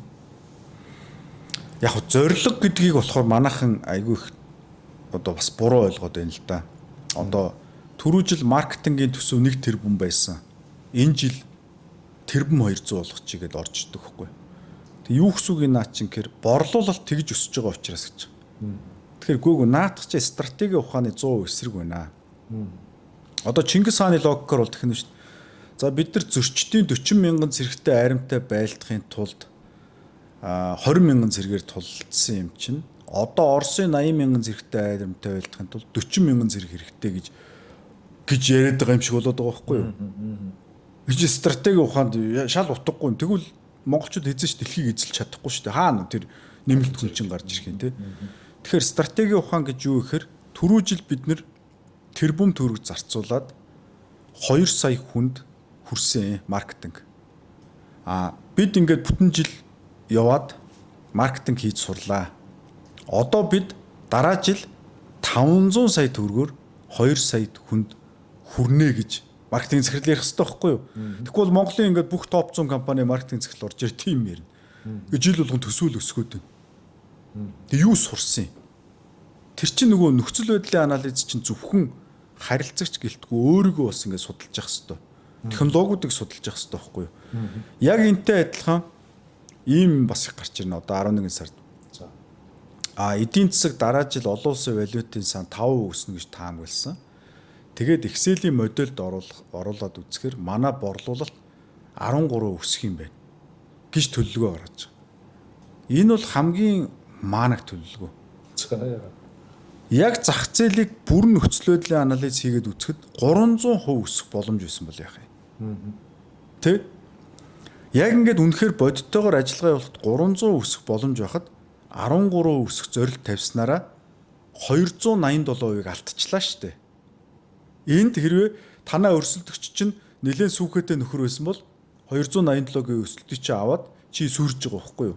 Дампуурж байгаа байхгүй юу? Тэгэхээр өнгөрсөн үеийн одоо өсөлтийн дундч дээр суурилж ирээдүйн өсөлтийг хизээж таамагладаг. Монголын эдийн засаг тэдээр өсөх юм бол тэх юм байна гэдгээ дээр хизээж таамаглаж болохгүй. Яг зах зээлийн бодит боломж юу вэ гэдгийг харах хэрэгтэй байхгүй юу? Тэхийн тулд бид нөхцөл байдлын анализ хийх хэрэгтэй. Тэгэхээр яагаад компаниуд ингээд түрүү жил 10% өссөн гэснээр тудсан гэж. Тэгвэл энэ жил 15 өсөж гэнэ. Хаанаас гарч ирсэн? Шахаж байгаа гинэ. Яаж ан гэсэн чинь хүмүүсийг сайн шахаад 15% өсгөө шахаа хийчихвэл ядаж 10 дээр буух. Энэ бол одоо ингээд сонсохоор ингээд аргаа барсан. Арчаагаа алдсан хүмүүсийн яриа сонсож эхэлж байгааз бүр одоо хайшин одоо нөгөөдөл нь залхуу амьтад байгаад жоохон шахаад өгөөд тэрний талд нь очихоор болох гэдэг юм биш. Тэгэхээр стратеги гэдэг бол одоо тех гэдэг Чингис хаан тех гэж Сүбэдэг за чамд 2000 цэргэл өгье. Чи дэ дэлхийг эзэлчих дээр. Тэгэнгუთ зэв асууж тэгвш их хаантан минь таа ч одоо юу болж ийн гэсэн. Гэхдээ ингээ шахаад өгвөл ядаж талын эзлээд ирэх байл гэдэг. Ийм тэнэг ийм хүмүүс дэлхийг эзлэхгүй шүү дээ. Тэгэхээр стратегч хүн гэдэг чинь бүр маш юм бодиттой хүн байна. Гэтэл яг үнэхээр 13% өсөлт гарахгүй 3% өсөлт гарахаар байл яах юм. Тэгэл 3%-аар л төлөвлөн шүү дээ. Тэгж тэнэг юм шиг одоо 3% өсөхөөс өөр ямар ч боломжгүй байхад 13 гэдэг зорилго тавина гэдэг чинь өөрөө тэр stupidity байхгүй. Тэрнээс болоод хүмүүсээ ална. Нөөцөө шавхна. Хүмүүст буруу төсөөлвөн. Стратегч хүн чинь дагагч нартаа тэгж хий хоосон амлаж буруу юм төсөөлж буруу ингэж тэгээд ихчүүл ингэ чинь гэдэг улс төрч биш байхгүй юу ерөөсөө. Бодиттой амар прагматик юм. Тэнгүүд дахиад нөгөө нөхцөл байдлын шинжилгээний тухай асуулт орж ирж байна л да. Нөгөө би бизнесийн байгууллагуудыг судалгааг яаж хийдгийг ерөнхийдөө гадарлаад байгаа учраас гэтэл Чингис хаантай зөвөрлж байгаа нөхцөл байдлын шинжилгээний арга барилыг харахаар ихэвчлэн өөрсдийн оролцоо их өндөр байдаг. Тэр тулах гэж байгаа эсвэл харилцах гэж байгаа хүнтэйгээ их хугацааг өнгөрүүлдэг. Тэдний мэдхгүй үнэхээр тэр сайхан харагдах гэж байгаагаас болж өөрийгөө өнгөлөнд алдсан хариултуудыг биш жинхэнэ цаана нуугдж байгаа хариултыг гаргаж ирдэг. Тэгэхээр нөгөө судалгаа хийж байгаа хүн байна, тэрийг хариуцж байгаа хүн байна нэлээд дотор нь орж ажиллах хэрэгтэй болж байна доо. Ерөөс дотор нь яг шаварт гараад дүрнэ гэж ярьдаг шүү дээ. Шаварт гараад дүрнэ, арьсан дээрээ мэдрэн тий өвчлөлт гэж ярьдаг. Тий, тэгэхээс өөр аргагүй. Чингис хаан бол нөхцөл байдлын анализаараа бүр ингээд өвчлөлцсөн хүн байсан гэдэг нь юуг нь харж байгаа вэ гэхээр нөгөө хятадын Тао шашны одоо том тэргүүн төлөөлөгч Чанчун бомб гэж хүнийг урьдаг шүү дээ. Нөгөөх нь Чингис хаан 50 орчим нас, 50 гаруй настай, нөгөөх нь бараг 70-тай байсан гэдэг хаа. Тэр үеийн 70 настай өнгөт чинь маш өндөр настай. Тэгээд бүтэн 3 жил бараг 3000 км шахам аялж Чингис хаан дээр очисон байдаг санагдаж байна. Тэгэхээр тэр Чанчун бомб ингээд ураад байгаа ордондоо хүрээд ир гэдэг. Тэгээ өөрөө хоройзомд Энтекийн хойно Афган хавцаа ч юм уу явж захтаа уулзсан байдаг хаа. Тэр чи юуг харуулж байгаа тэгэхээр нөхцөл байдлын анализ хийдэг. Тэр Чанчун бомбыг дуудаж авчираа сонсоод байгаа байхгүй юу? Асуугаад хятадын голлох шашнуудын нэгний тэргүүн нь хэр юм ярьж байна. Миний орхигдсон анзаараагүй юм байгаа юм биш вэ гэд асууж штэ. Чек хийж байгаа байхгүй юу? Тэгэхээр нөхцөл байдлын аналист гэх юм уу те энэ хүн чинь бол бүх чулууг ингэж эргүүлж хардаг хүн гэсэн. Тэгэхээр тэр нь passion маягтай. Тэгэхээр энийг манай Стив Джобс бас энэ цаг үеийн агуу стратегчдын нэг асан. Stay hungry, stay foolish гэж. Энэ хоёр нь юу хэлж байгаа нөхөр нөхцөл байдлын анализыг хэлж байгаа байхгүй юу? Hungry бай гэдэг нь банк шин юм ингээ хайж бай гэж ингээ нүд нь юм өлөн нүдтэй байл гэж байна. Тэгээ өлөн нүдтэй юм биш hungry. Яаж орчуулах вэ? Бодоц. Тантай подкастер өлөн нүдтэй бай гэж. Ерөөсөө бай ингээл юм иржээ. Foolish гэдэг нь ухаантай харагдах гэж битээ оролт. Өөрийгөө ухаантай гэж хизээч битээ бод. Чи бол тэнэгшүүл гэж. Бүхнийг мэдхгүйгээс харагд. Яг зөв. Тэгэхээр тэнэг хүн чинь дандаа мэдлэг хайж явдаг шүү дээ. Тэнэг юм чи угаасаа л ухаан хал хайж явна шүү дээ. Ухаантай хүн чинь юм хайхаа болоод цадаа суучдаг байхгүй. За дараагийн нөгөө бизнесийн замлаа хөгөө явахлаар төлөвлөгөө гэдэг зүйл яригддаг. Төлөвлөгөөн дээр танд тийм ажиглагддаг бас буруу ойлголт, буруу хийдэг зүйл байна уу? Надад бол яг тэр нөгөө ретрит хийснийхаа дараа аюул том урт төлөвлөгөө гардаг. Маш сайхан өнгөөр ялгаад хугацааг нь тавиад эзнийг зоогоод тэгэл мартчихдаг юм шиг санагдав. За төлөвлөгөөн дээр бол ерөөсөө гардаг гол алдаа болохоор нөгөө яаралтай болон чухал ажил гэж байдаг стратегт. Urgent, important гэж хоёр ажил байдаг. Urgent гэдэг нь гал унтраах ажил. Байнга л гарч идэг. Байнга л бужигнжидэг. Чухал ажил гэдэг бол тэр галыг гарахгүй байх нөхцөлийг бүрдүүлэх. Тэгэхээр нэг нь одоо юм галын эсрэг систем өсрөх гэдэг. Тэр нь чухал ажил. Яаралтай ажил гэдэг нь ерөөсөө энд болонд болохгүй байгаа юмнуудыг л засна гэсэн. Тэгэхээр энийг аваачаад төлөвлөгөөндөө бүгдийг аваачаад нэг савнд холцохоор жил болгоны эцэст төлөвлөгөө 97% гүйцэтгэлтэй гараад идэг. Байгууллага урагшлах болчихдээ. Тэгээ яасан гэд үлдсэн нөгөө гүйцэтгээгүй 3% нь чухал ажил нэдэг. Тэгэхээр энийг төлөөлөл удирдах зөвлөлийн төвшөнд бол манай дээр бол яадаг вэхээр чухал ажлуудыг салгаад strategic action plan гэж шинэ план гаргачаа тэмдэгтээ нэг 10 дахь ажилтай гэсэн. Тусад нь ингээд тузын төвшөнд харчдаг. Нөгөө 97% ажил нь бол action plan уу үйл ажиллагааны төлөвлөгөө гэдэг ингээд тусны явуулчихдаг. Ингэж ялгаж харахгүй болохоор жил болгоны эцэст захирлууд 97% гүйцэтгэлтэй бонус аваад байдаг. Нөгөө галын эсрэг систем угсрагддаггүй. Тэгээ компани томрох тусам өдөрт гардаг галын тоо улам ихсээд тэгээд захирлууд бол бүр одоо хилээ өнжүүлээд айхлаад өдөржин шүнжээ ажиллаад эхэлдэг. Тэгээ оны эцэст нэх их ядарсан хүмүүс. Тэгээд хүн чинь айгүйх ядарчгаараа хүн юу гэж боддог гэхээр би айгүйх сайн ажилласан гэж боддог байхгүй юу? Гэтэл тэр хүн ерөөс сайн ажиллаагүй. Тэр хүн зүгээр л баахан хэрэггүй гал унтраас л байдаг байхгүй юу? Тэгэхээр төлөвлөгөөн дээр нэг ийм алдаа байдаг. Энийг саяныхаар бид нар бол ингээд strategic action plan гэдээ салгачтیں۔ Ер нь бол төлөвлөгөөгүй явж болохгүй бах тийм. Ялангуяа жижиг дунд бизнесүүдийг анзаарч байхад манай захирлын толгой төлөвлөгөө гэдэг. Төлөвлөгөө заавал байх хэрэгтэй. Бичгээр гаргаад тэрийгээ тэгэд баг багаар мөрдөөд явахгүй болохгүй л дээ. Төлөвлөгөө гэхээр заавал хэдэн 10 хуудас юм байх хэрэггүй. 10-хан ажиллаж байж болно шүү. Тэгээд эзэнтэй зоригтой хугацаатай тэгэд хүлээгдэж байгаа үр дүнтэй байх хэрэгтэй. Тэгээд зорилгыг одоо тавихтаа бол smart гэж шалгуурыг хангадаг шүү дээ. Specific буюу зорилго маш тодорхой байх хэрэгтэй. Одоо сайн компани болно гэдэг зорилго тавьж болохгүй шүү дээ. Яг тодорхой зорилго тавина. Тэгээд measurable буюу тоогоор хэмжиж болох үс байх хэрэгтэй. Тэгээд attainable буюу хүрэхгүй бас зорилго тавьж болохгүй, хүрхүүц байх хэрэгтэй. Relatable буюу одоо яг хэрэгцээт бизнест шаардлагатай байх хэрэгтэй. Тэгээд timely, smart гэж. Энэ smart гэдэг имийг бүх зорилгоо ингээд зөв дэвшүүлээд хэмжээ явуул төлөвлөгөө их ойлгомжтой бол. Дараа нэг fast гэдэг бас нэг загвар гарсан байсан. Frequently discussed гэнэ. Төлөвлөгөөг, зорилгыг, зорилтыг ойр ойрхон ярьдаг байх хэрэгтэй. Тэгэхгүй тэгээд нөгөө жилд нэг удаа шиг байж болохгүй гэж. За дараагийн асуудал нь санхүүгийн асуудал. Шинэ бизнес эрхэлж байгаа хүний хувьд нөхцөл байдлын шинжилгээ хийчихэд мөнгө амархан олдох уу? Одоо том компаниуд чинь гол сул тал тэр биш үү? Баахан олон нөгөө захирлууд, баахан олон үе давхрууд бий болцсон. Тэгэхээр том компаниуд нөхцөл байдлаасаа ингээд тасраа авчдаг байхгүй юу? Ингээд агаарт хөвдөг өвнө гэж ярьдаг шүү дээ. Бодит байдлаас тасарчдаг. Яг тэгэхээр дотоод нөгөө улс төр, дотоод нөгөө шатлал, хүнд суртал, шийдвэр гаргалтын хүнд суртлаас болоод том компани ер нь by nature буюу дизайныхаа хувьд ийм удаан ийм тэгээд болох тэгээд орчноос тасарсан болж эхэлдэг. Тэгэхээр эн чинь л өөрөө стартап болон жижиг компаниудын боломж. Тэгээ эзэн өөрөө entrepreneur өөрөө ойрхон байгаа. Эзэн өөрөө яг тэр нөхцөл байдал гэдэг чинь харилцагч төвшөнд илүү явж байна л да. Харилцагч төвшөнд ингэж мэдрээл цохилт хийхэд тэр чинь disruption буюу disrupt түүэн гэдэг яриад байгаа нь тэр шүү дээ. Тэгээд одоо AI-аар өчнөө олон тэр бомтон гарч ирж байна. Тэ одоо нэг 2 бацаан гарч ирэл тэр бомтон болчиход байна шүү. Тэр чинь том энэ Google юу энэ тэр чинь ингээд учраа олохгүй байхгүй юу? Нэг юм ажлын хэсэг томилцсон.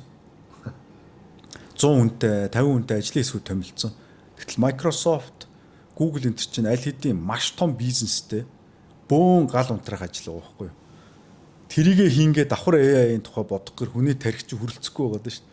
Тэгмэд AI-аар зөвхөн AI-аас өөр юу ч боддгоо дагнсан бацаанууд 7 сар нэлээд тархиа ингэж гүнзгий шааж бодож өгөөл маа гэдэг нэг стартап хусаал хэдэн биллион доллар болгочод байгаа чи ийм л асуудал. Тэд нар зарчаад байна. Би хүртэл одоо AI-аар биллион доллар хийх боломж байгааг мэдсээр гэж амжихгүй шүү дээ орж.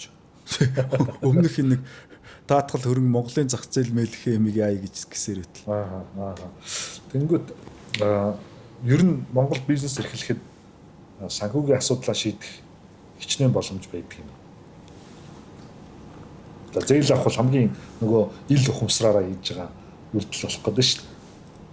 Тийм зүгээр ингэдгийн мөнгө бол 68 дахь асуудал гэж хэлдэг уулна. За.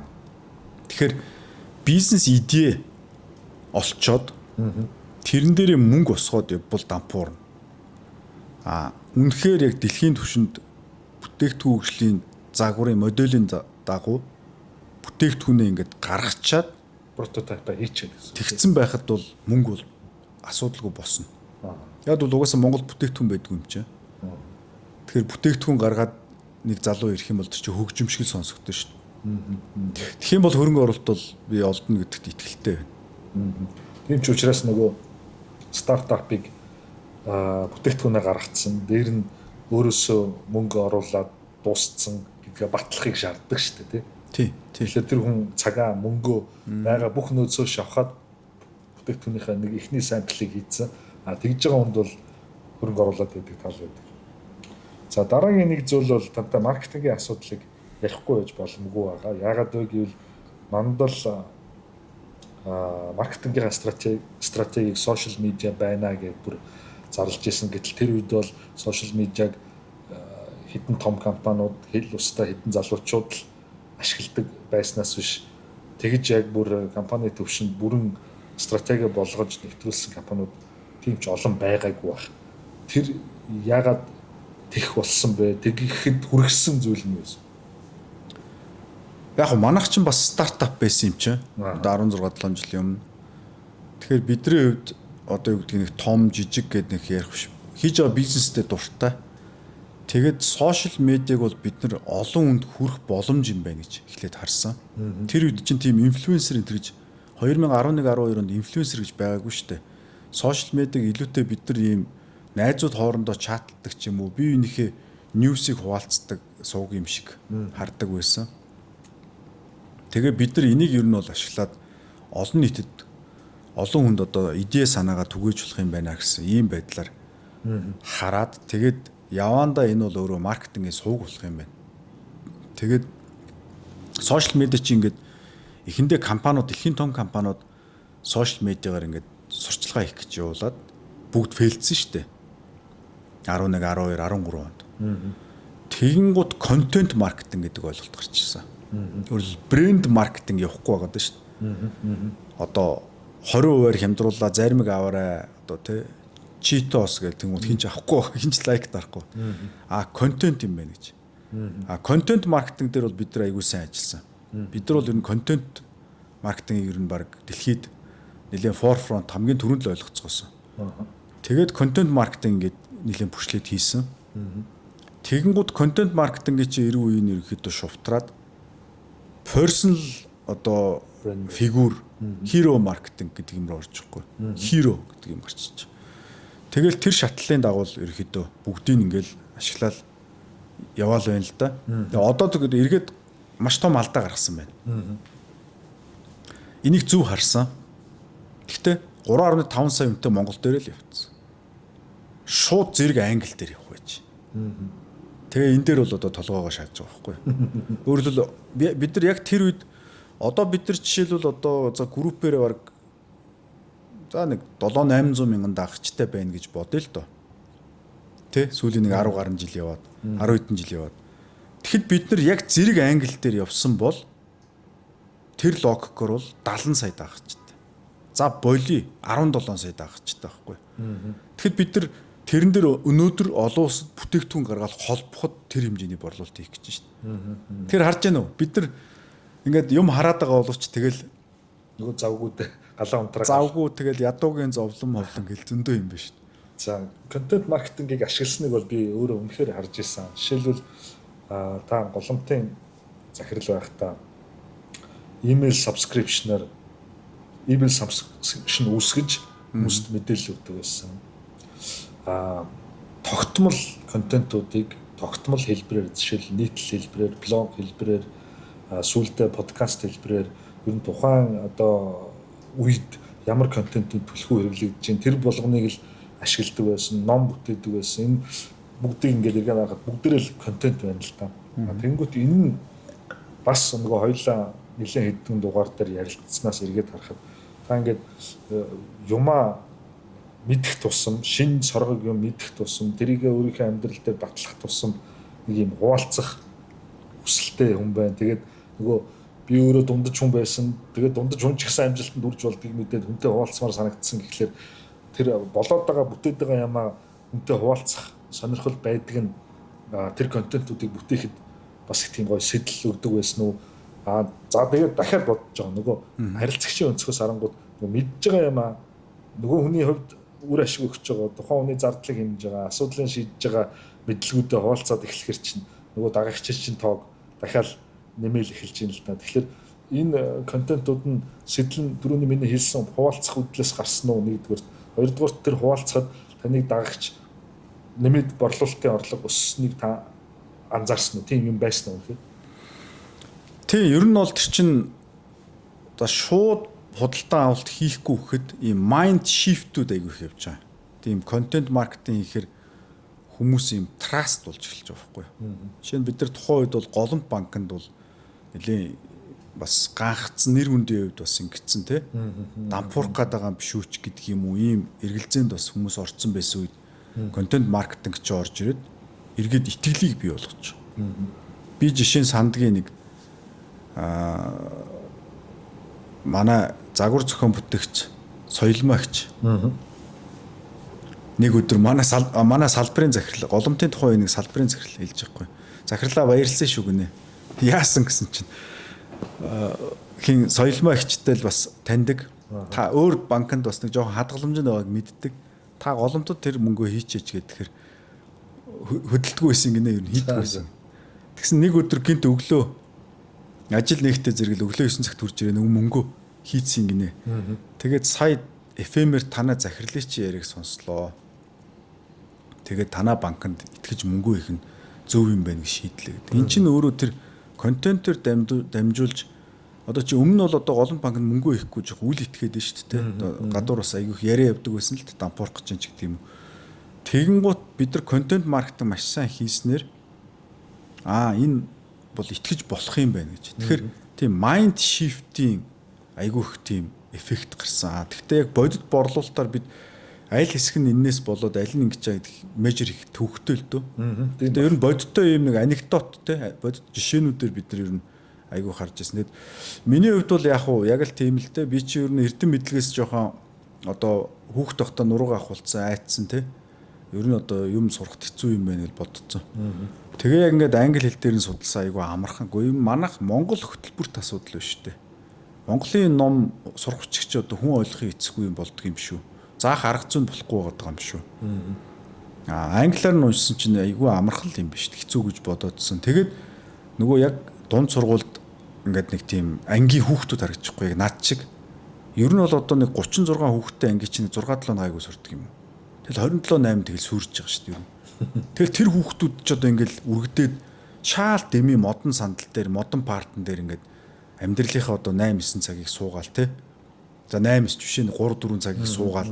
Тэрний орн гадаад тоглож исэн дээр шүү дээ. Яг бүхий секцэнд явцсан дээр шүү дээ. Лай үсттэй тэнд дургүй юм а хийж гэж би бодоол ер нь энийг заая гэл 22 настайгаас ерөөс хичээл заагаал лекц уншаал презентац бэлдээл явцсан л тийм л хүнэлтэй. Тэгэл тэр маань ингээл явсаргаас сүлдээ ингээл ном болол хүмүүс тэгдیں۔ Чи одоо хизээ заавандаа ном бичдэг энэ төр гэдэг. Гэхдээ наа чи ингээд 23 5 жилийн юм чи ингээ яваал сүүлийн момент нь ном баггүй. Тэр дундлын тэр 20 хэдэн жилийн нөгөө зүлгсэн тий тэр одоо ажиллагаа чи маш их бэлтгэл тэнэг хүн сармагчин ч байсан л ном бичгээр л болж байгаа байхгүй.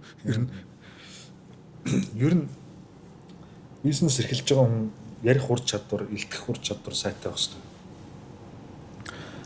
Одоо ярих ур чадвар, илтгэх ур чадвар бол одоо тухайн хүний нөгөө зорилгыг дагаж гарч ирдэг гэж би боддог шүү дээ. Тэгэнгუთ ийм хоосон, хуурамч, лоовирчин маягийн хүн одоо ярих уран илтгэлийн дамжаанд суучаад уран илтгээд тэгээ хүмүүсээс одоо понзи схемээр мөнгө усгаад лоовирдчихдаг юм зөндөл биш. Дэлхийгэрчд Монголд ч гэсэн зөндөл байж л шүү дээ. Тэгэхээр хүн ингээ хүнд юм хэлхийг үнэхээр хүсвэл тэ хүн чадварч байсан. Тийм шеэр хийх хүсвэл тэгээд ямар ч учраа бол ярьдаг л юм байл. Тэгэхээр нөгөө модшо бизнес гэдэг чинь буюу нөгөө зорилготой чинь л уялдах гэдэг тийм. Тийм нөгөө why нөгөө Саймон Сайнекийн хэлдгэр what how why гэдгийг why яах гэж чи ярьж байгаа. тайзан дээр гараад юм ярьж байгаа хүн яах гэж тайзан дээр гарч байгаа. Тэгэд би ингээд айгүй олон хурал формоор орж идэг олон улсын ч гэсэн. Хүмүүсийн цагийг алаад тэр хамгийн том би нүгэл гэж боддгийг. Урдаа ингээд 30 40 50 хүн суулгачаад тэдний үнэт амьдралын цагийг хороогоод хүн үзхийн аргагүй жижигхэн фонттой презентац замбараагүй яриа тэгээд 20 30 point хэлэх гээд байгаа юм уу яах гээд байгаа юм. Өөрөөхөө 20 жил судалсан юмыг 20 минутанд ярих гэдэг байхгүй юу? Тэр чинь амар өөрөө эго центрик байхгүй. 20 жил өөрөө явж судалсан юм а 20 минутанд яаж хүнд ойлгуулах юм тэр чинь боломжгүй. Тэгэхээр 20 минутын ихтгэл бол яг тэр 20 минутанд тухайн хүнд нэгхэн ойлголт өгөөд гардаг ч юм уу. Хоёрхан ойлголт өгөөд гарахаас хэтрэхгүй. Гэт эн чинь нөгөө харилцагч төвтэй сэтгэлгээ гэдэг ач ерөөсөө энэ байхгүй. Тэгэхээр ингээд мундаг доктор, профессорлог, том CEO, Goldman Sachs-ийн яадаг захирал махил зөндөл олон дэлхийн том хүмүүсийн презентац сонсож байхад ер нь баг 99% шаардлага хангахгүй шүү дээ. Яагаад тийм бэхэр амиа хичээгч байгаа байхгүй. Эго центрик. Өөрийгөө л бодож байгаа. Би энэ хүмүүсийн өмнө би ярина, эдгээр намайг сонсох хэрэгтэй гэж бодож байгаа. Тэрнээс уран илтгэгч хүн гэдэг бол би энэ хүмүүсийн цагийг алж байна. Тэгэхээр би хариуд нь юм өгөх ёстой л гэж сэтгэж очвол тэр чинь л уран илтгэл болчихдог. Ер нь презентацгүй ч байсан яадаг. Юм өгч болно шүү дээ. За тэнгуут нөгөө маш олон хурал цуглаанд суудаг гэж байна. Олон юм удирддаг л гэж байна. Тэнгуут энэ цаг заваа яаж гаргадаг юм бэ буюу нөгөө цагийн менежментийн тухай асуудал яригддаг. Монголд маш олон хүмүүс завгүй маргааш тэгэл одоо том хүмүүс чи надаас л их ажилтай байв гэж зарим хүнийг шоолдог.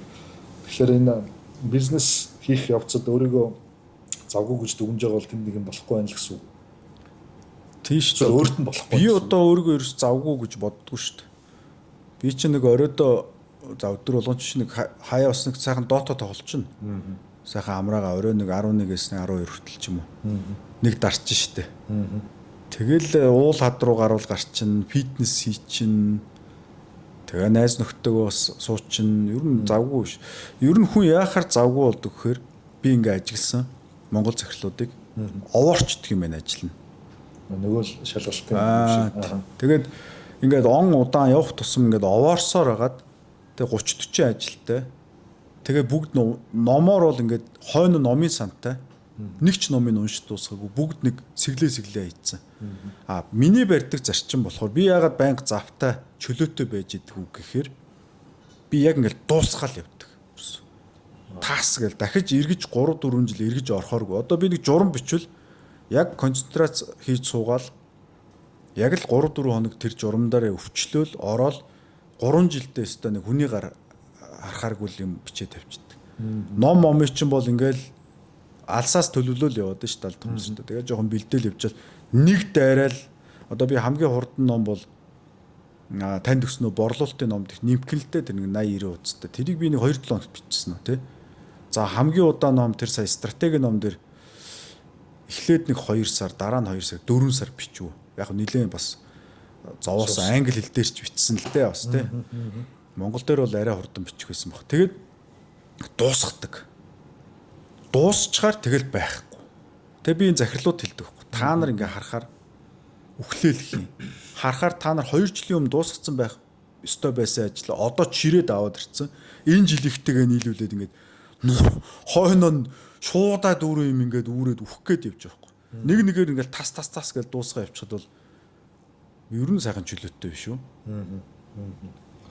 За би нөгөө өөрөө маркетингийн салбарт ажилладаг учраас асуумаар байна л да. Та маркетингийг чухал гэдгийг ер нь хизээ юунаас мэдэрсэн бэ? Яагаад тэгэхээр маркетинг гэдгийг хүмүүс контент хийдэг, реклам хийдэг, нэгж хэдэн хүүхдүүд ингээл хийж идэг гэж боддог. Гэтэл том сэтгүүл янз бүрийн маркетинг бизнес ивэнтүүд төр очихоор маркетингийн ажил нь бизнесийнхаа нэлээд олон хувийг эзэлсэн. Тэр ажлууд нь сайн явахлаар бизнес нь сайн яваад байгаа зүйл ажиглагддаг. Ер нь манайхан чинь борлуулагч гэж юм манай нүүдэлчин ард түмэн учраас борлуу юм зарж үзээгүй. Тийм цуснд нь байхгүй. Яг тэр бид нар чинь нөгөө айл болгон борцоо хийч. Би юунтэйг ямар борц зарах биш. Таргаа хийчин, аруулаа хийчин, бясалгаа хийчин, сур дээсээ томчин, нэхийгээ хийчин, хоньныхоо юу нэхийгээр дээлээ хийгээд өмсчин, эсхийгээ хий чинь. Тэ? Тэгэхээр нөгөө Монгол үндэстэн чи бие биендээ юм зарах хэрэггүй супер өрхийн үйлдвэрлэгч үндэстэн. Тэгэхээр бидэрт 8-ны ухаан, борлуулалтын ухаан бүр 0. Бараг хасах гэж бол хасах 10. 0 биш. 0-оос доош. Тэгэхээр бид борлуулалт ерөөсөө ойлгодог учраас маркетинг ерөөсөө ойлгодог. Маркетинг ч өөрөө борлуулалтыг ингээд салшгүй нэг одоо хэсэг гэх юм уу нөхцөлдүүлж үнэхээр болох. Тий нэг зүйл баг sales and marketing гэсэн амар дөө ер баг нэг ойлгоцсон дээр үүдэг. Тэгээд энийг бол би бас огт мэдэхгүй байжгаад анх худалдаа хөгжлийн банкнд дилер хийж байгаад алтны арилжааныхаа борлуулалтыг яаж нэмэх үү гэд. Тэгээ ер нь маркетинг гэж юм байдаг. Би чинь Японоор төгссөн шүү дээ. Санхүүгээр төгссөн. Маркетинг гэдэг ном шаагаад үзээгүй. Тэгээд ийм байх ёстой байна гэд. Тэгээд барууны банкуудын маркетинг энтрийг судлаад тэгээ явсан чинь би ер нь ийм интерьер дизайн, өнгө будаг, принт дизайны ийм төрөлхийн сонирхолтой хүн гэдгээ дээр сүүлд 24-5 таад ойлгосон юм. Тэгээ тэрийг ойлгоцсныхаа дараа одоо өөр би сонирхол олж мэдэхгүй байгаа. Одоо зарим хүмүүс магадгүй шатар тоглодог ч юм уу. Зарим хүмүүс ногоо тарьдаг ч юм уу. Тэгээ би бол тийм. Тэгээ би тэрийг яг уу курс юмд нь сураагүй. Гэхдээ ингээд өөрөө мэдэрчингуудаа би тийм хүн шүү гэдээ өөртөө identity өгөөд ингээд улам хөгжүүлээл энэ тентхийн боршуур ном-момыг дандаа эргүүлж ингээд хэвлийн чанар манарыг харах.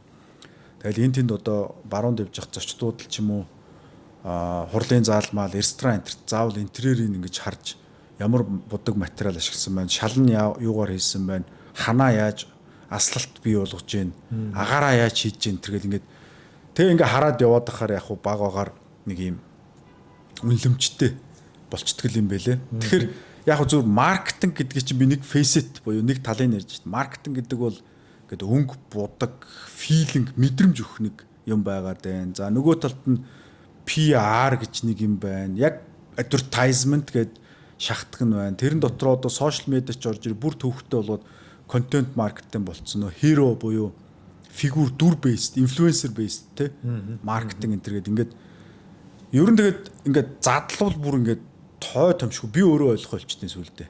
Бүр ингээд одоо хуваагаад Excel дээр төлөв гаргахаар болохоо хэлсэн шүү дээ нөгөө сувгуудаа Instagram, Facebook гэж агсаагаад нөгөө талд нь контентийнхоо төрлөөр нөгөө ятгах ойлгуулах тэгэх гээд ингээд инхээр бүр тэр акшн план бичгийн эцсгүй болсон.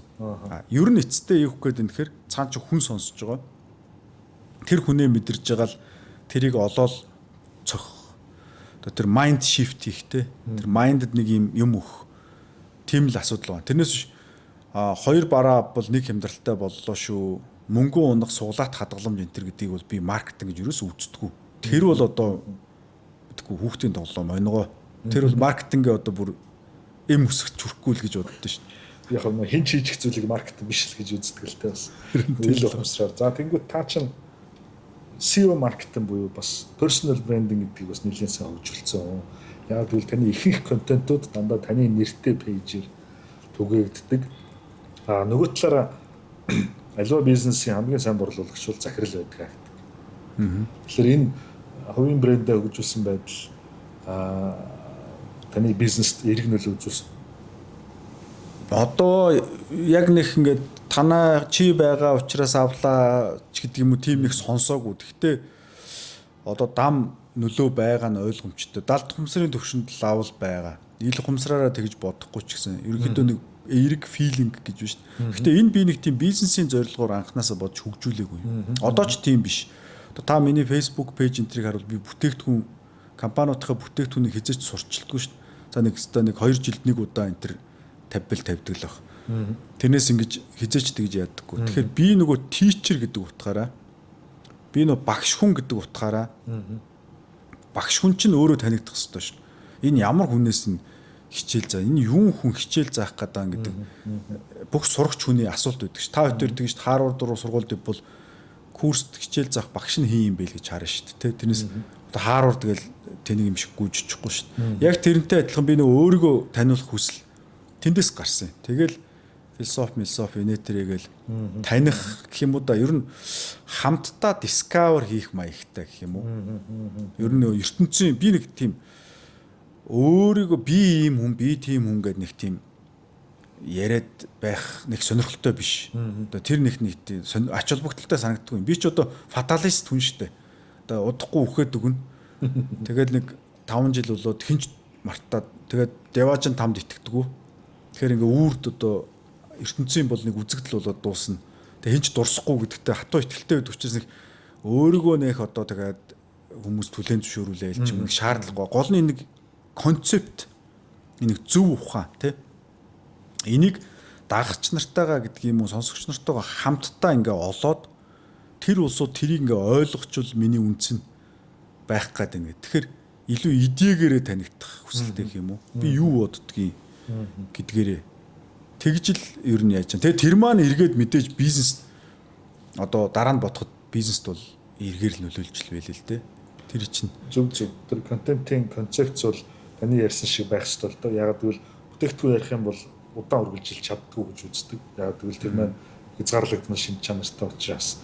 Гэтэл таны идеологи чинь бол хязгааргүй байж болно. Юун дээр ч ямар ч байсуур эсвэл тайлбарлалт байж болох гэдэг учраас тэн дээр үндэслээд нөгөө нэг их үсрээс өөрт нь үн цэнтэй мэдээллийг аваад тахлаар нөгөө ихтгэлцэл гэдэг юм үүсдэг гэдэг. Тэрний хамгийн энгийн жишээ үсчин гэж хэлдэг. Энэ үсчин дээр яг дахин очиж байдаг. Тэгэхээр ихтгэлцэл тэнд үсцэн байдаг гэдэг. За дараа нь бизнестэй холбоотой нэг ярихгүй байж болохгүй зүйл бол хүний нөөцийн тухай асуудал. Гэхдээ би хүний нөөцийг таныг одоо яаж явбал сайн бэ гэж асуухаас илүү та сэтгэл судлал гэдэг зүйлийг бас нэлээд боломжийн төвшөнд сурцсан хүн. Энэ харилцагчийн сэтгэл зүйн талаар бол өөр ойлголт байх. Ажилтны сэтгэл зүй талаар та юу хэлэх вэ? Яг уу би бол захирлуудаа хэлдэг. Ажилтан одоо ганц үгээр хэлвэл те. Ажилтан бол шудраг өсөйг л хүсдэг. Шудраг өсөйг. Бүх талаас нь гэсэн үг. Тэгэхээр хөдөлмөр хиймээр байна. Хөдөлмөрөө үнэлүүлмээр байна. За хажууд нь ажил хийхгүй байгаа хүнийг бас хармааргүй байна. Өөрөө илүү ажил хийчихэд хажууд нэг хүн өөрөөс нь бага хийчихэд адилхан цалин авмааргүй ч гэдэг юм. Ингээд ер нь бол хүний л үндсэн чанар л да. Харилцагч ч гэсэн адилхан шудраг өсөйг хүсдэг. Тэгэхээр хүний нөөцийн менежментийн хувьд бол тийм шудраг орчинг бий болохыг нэгдүгээр хичээх хэрэгтэй. За хоёрдугаарт хөдөлмөрлөх орчин бий болох хэрэгтэй. Жишээ нь одоо би бол ажилтнуудыг тэгж хэлдэг байхгүй. Ажилтнууд бол ингээд компанид ирж байгаа гэдэг чинь уран зургийнхаа урланд юм уу, уран баримлынхаа урланд ирж байгаа уран бүтээлчд гэж ойлгох хэрэгтэй. Тэгэхээр тэр урлан чинь тэр урлагийнхаа бүтээлийг гаргах тэр орчноор хангагдсан байх хэрэгтэй байхгүй юу? Тэр орчин гэхээр интерьер засал ярихгүй л дээ. Тэр бол одоо мэдгүй 5 дахь асуудал баг. Тэр хийж бүтээх тэр нөхцөл мотивац, тэр ихтгэл үнэмшил те тэр ажлын орон байраар хангагдах хэрэгтэй байхгүй юу? Тэрнээс одоо энэ маань эргээд нөгөө манай барууных шиг догмараал одоо бараг л 7 хоног 4 өдөр ажил хийлгэн одоо өдөрт 8 цаг урттаа дан 6 цаг ажил хийлгэн одоо хайшаа нэг тийм урлагаасаа залхагдсан уран бүтээлчд юм шиг яваад эн чинь эргээд Европын Америкийн сүйрэл болно шүү дээ. Эний чинь прагматик хятад шиг ч юм уу улсууд энтгэх шиг улсууд цохол гарна. Яг тэр хөдөлмөр л хүнийг бүтээдэг. Хөдөлмөрийн эсрэг юм ярьж байгаа бол тэгэл дуусаа. Яагаад вөхөр хүн хөдөлмөрийг ядардаггүй байхгүй юу? Биеийн хөдөлмөр биш бол шүү дээ. Тэгэхээр ямар ч уран зураач үнэхээр одоо ингээд далд хумсартай орцсон уран зургийг зурх гэж байгаа хүн ядарна гэж байх юм. Залхна гэж байх уу те? Тэр чинь нэг зураг дээр магадгүй сар ажиллана. 2 сар ажиллана. Тэгстэй 3 4 хоног ажил дээр хонж ажиллана. 2 хоног гэртээ бодож хөвтөн гэдэг юм ингээл тэгээд дараагийн зураг руу орно. Гэт зураг бол уран зураг болгон жөөрн явахгүй. Энийг одоо энэ барууны боловсролын систем бол үгүйсгэж барууны одоо woke болон individualist ультра либерал, неолиберал гэж бүр либертар ингээд бүр буруу ойлгуулад те. Одоо ер нь баг ажиллахаа болиё л гэдэг. Гэвэл одоо асуулт тэгээд хүн ясаа ажилласнасаа болоод хүний амьдрал муудаад байгаа юм. Хүн ажилласан учраас одоо хүн зовоод байгаа юм гэдэг асуудал гарчиж байгаа байхгүй. Тэгэхээр энэ бол ийм өнгөц маягаар философи, сэтгэл зүйн судалгаа, стратеги судлал байхгүй зүгээр ийм хийрхсэн популист улс төрчдийн ийм яриа хөөрөө сошиалор маш их явж. Тэгээд энэ маань өөрөө иргэд. Тэгэхээр ажиллах орчин гэдэг бол тэр уран зургийнхаа тэр одоо лавиринд ирээд өдөржин шөнөжин хонуудаар ажиллах боломжийг олох хэрэгтэй байхгүй юу? Би бас нэг буруу мисконцепшнийн бас болгоомжлуулаад. Тэгээд ер нь бол уран зургийн галерей шудраг ёс тогтсон. Үнэхээр сайн хэвэл одоо авдаг бай. Гэдэг ийм байх юм бол тэгэл ер нь тэнд нэг тийм ажилтнуудыг заавал зааж чиглүүлэх бид баймааргүй байгаа ер нь. Тэр чинь хүн шүү. Тэгэл өөрөө биед дагаад ажилламаар байгаа байхгүй юу? Нөгөө бизнес эрхлэгчдэд бас хэрэгтэй гэж магадгүй. Зарим ажлыг ажилтнаар, зарим ажлыг мэрэгжлийн чаддаг хүнээр хийлгэх тухай бас их яригддаг. Энэ бизнесийн хэмжээ онцлогоос энэ хамаархал байх л та.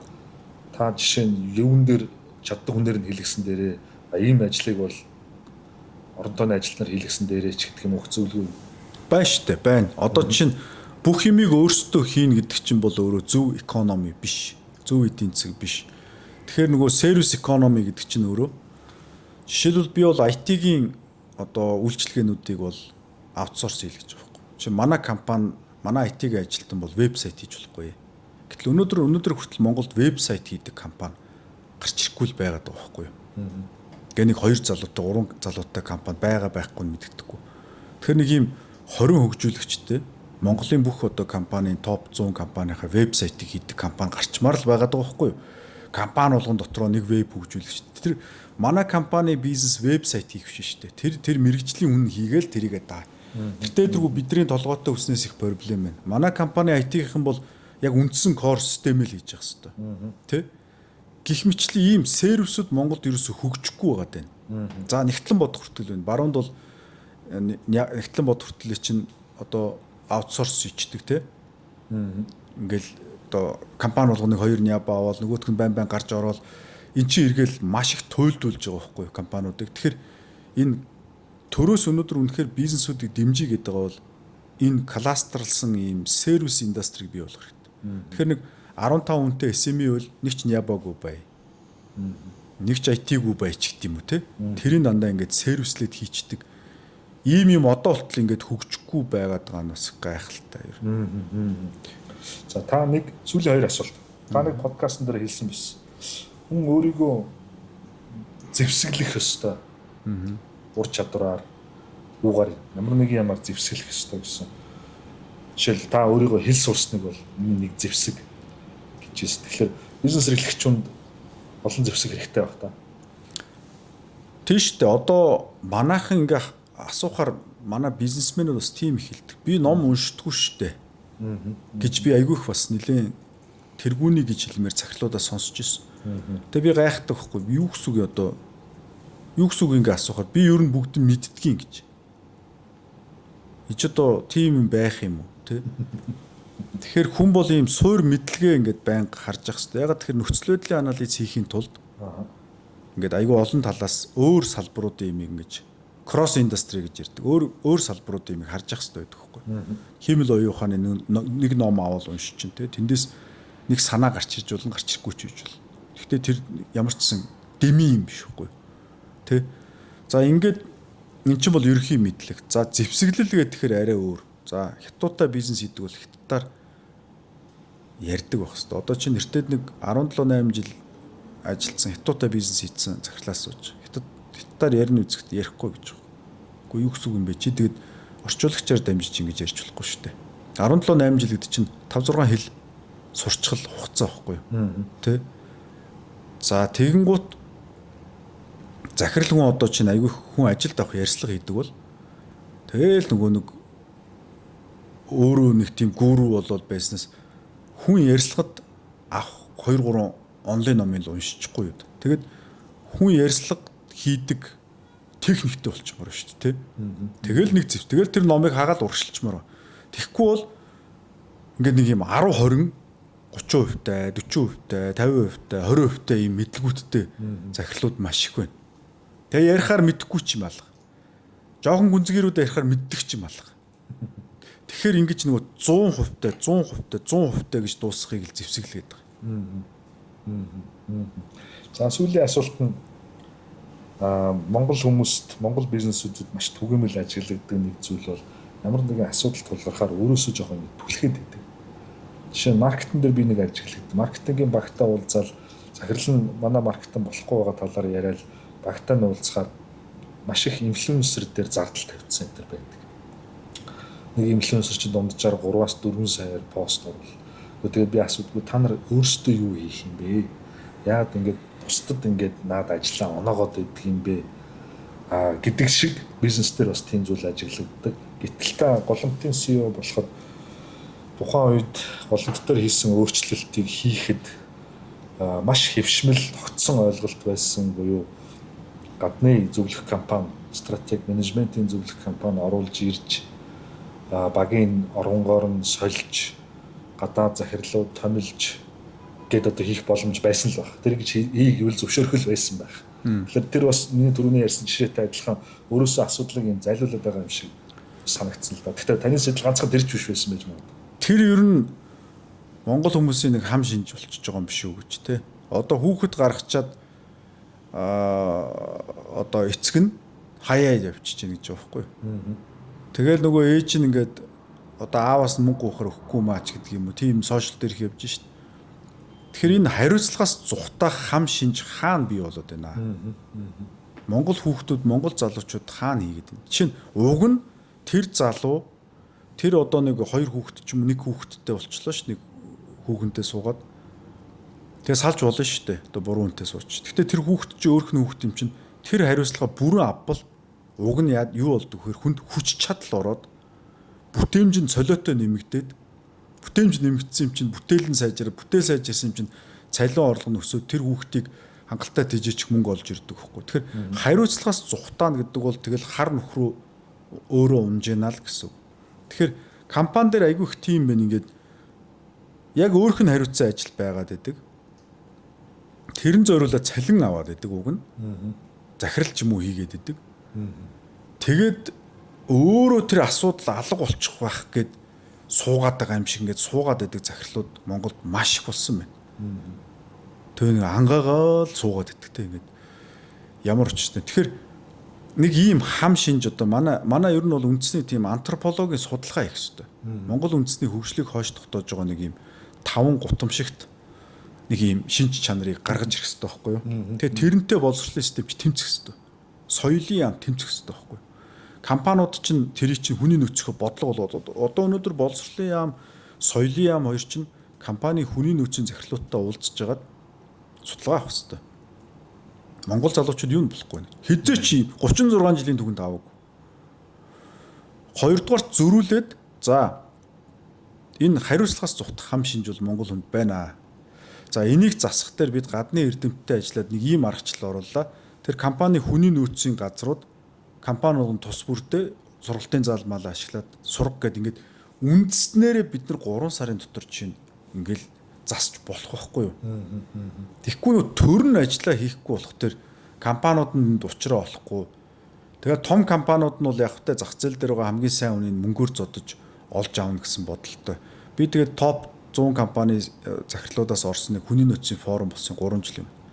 За та нар одоо энэ муйс санхүү тийс ч гэнэ эндээс хамгийн гайгүй хүүхдийг ингээд цохиж аавна гэдэг хүний нөөцийн стратеги чинь одоо бүр ажиллагаа боллоо.